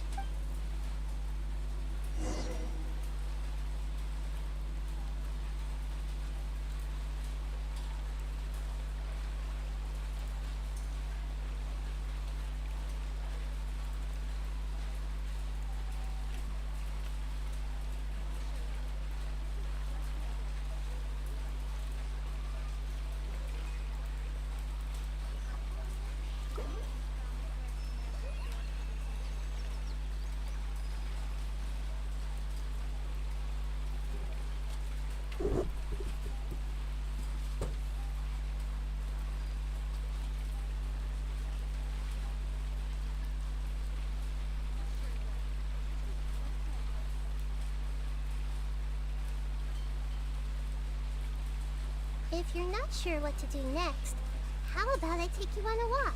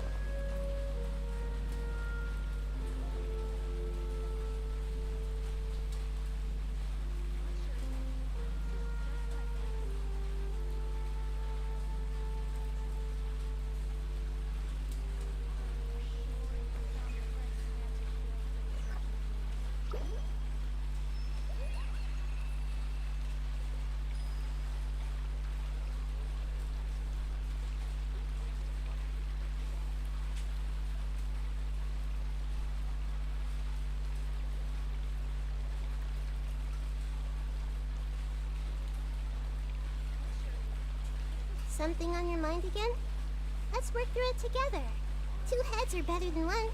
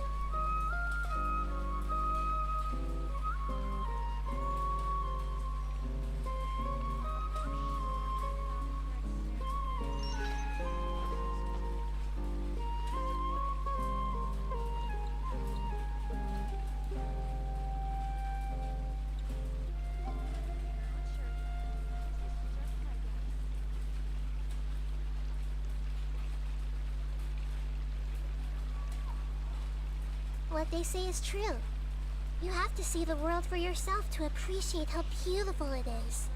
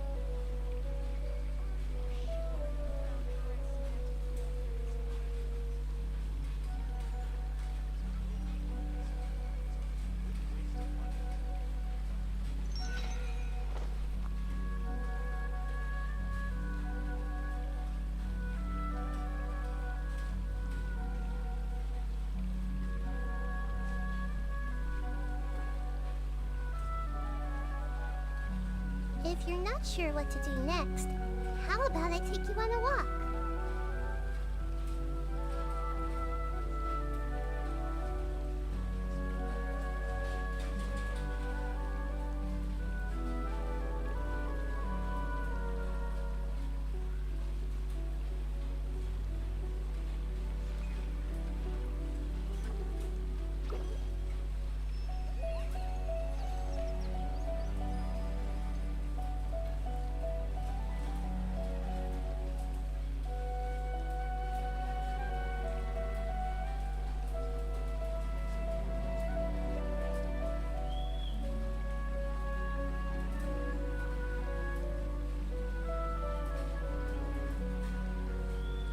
Something on your mind again?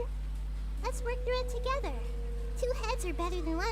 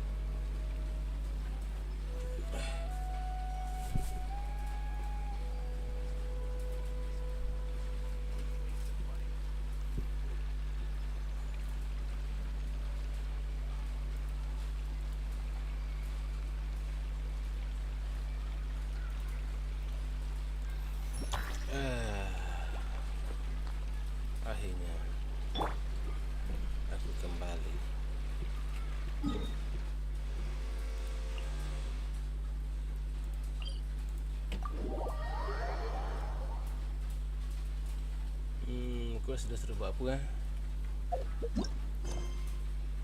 Go to training center. The wicked loan shark has been captured and alchemy has been taken away by Maestra. But what will come to the poor students who have been scammed?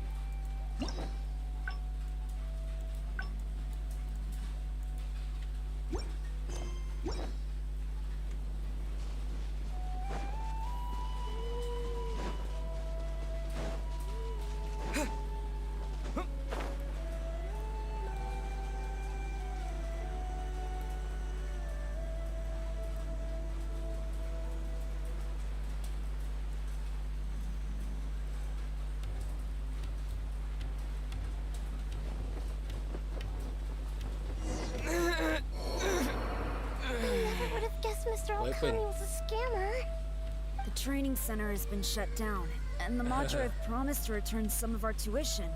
But we've already spent so much time on this class. What should we do next? Mr. Kaveh said we can keep working on our fundamentals and try to get into the academia. Easier said than done. If it was easier to get into the academia, none of us would have signed up for the class in the first place. Only the best of the best can get into the academia studying on their own. Mr. Kaveh might be willing to teach us. Why? What reason does he have to stick around? So, you're the only ones that showed up today, huh? Huh? Kaveh's here! Now, that's Mr. Kaveh to you.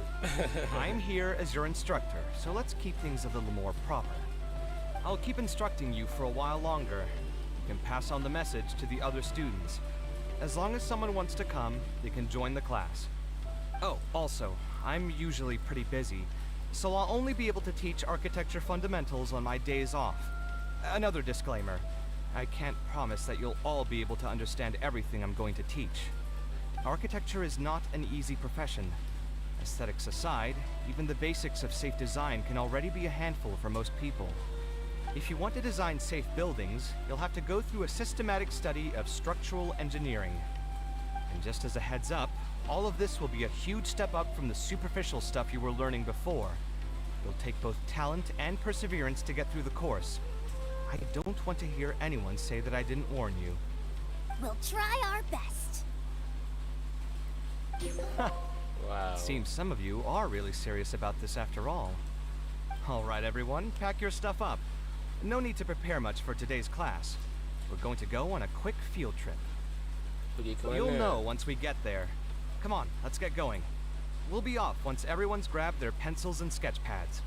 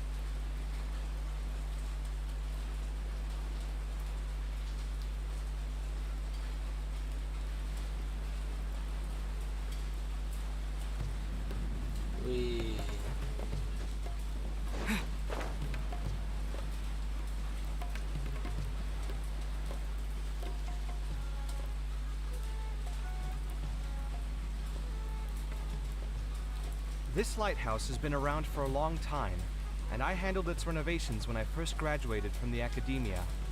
The point of today is not so much about the lighthouse as a building, however. I just want you to take a look at it and do a bit of self-reflection. If you were tasked today with designing a building, how would you want it to look like? Don't think about how you'd actually go about building it for now. Just put your ideas to paper and draw the prettiest building that comes to your mind. So, it can be, any kind of building? Yep, as long as you think it'd look good. It doesn't even necessarily have to be a building. If you want, you can draw trees, the ocean, or even a garden area. Draw whatever you'd like. What the point of the exercise? In my experience, it's best to approach the study of architecture from a point of personal interest, rather than for the sake of a career. Both the study and practice of architectural design are extremely difficult. A person who's forced to work on projects that they don't resonate with will only struggle and suffer. So at least for today, I hope the students will be able to create something that they enjoy. There's no need to think about it too hard. They'll have plenty of time in the future to revisit the design and make changes. What do you think? Want to try your hand at it as well? Don't forget that this is a free class from Mr. Kaveh, the light of the Kisharawar. On a normal day, this would cost you 300,000 mora.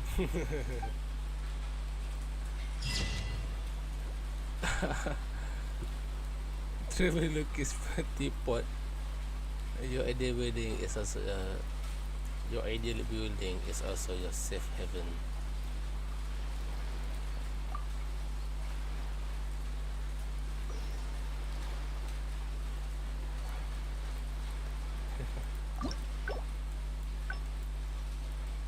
Oh, dah habis dah.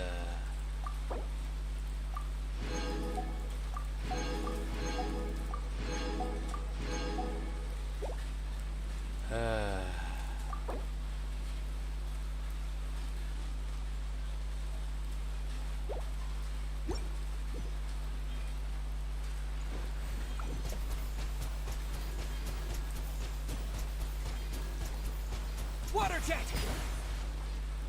Okay, sampai tengok. Terima kasih. Bye bye.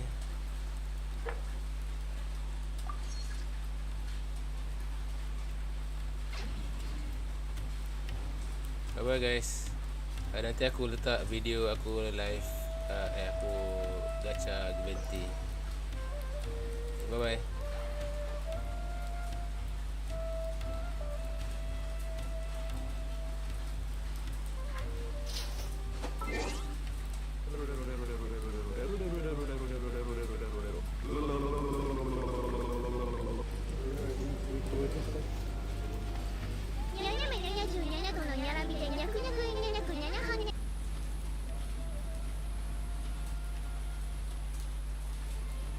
Empat vote nak ni je Okey, aku akan buat. Oh, great heavens!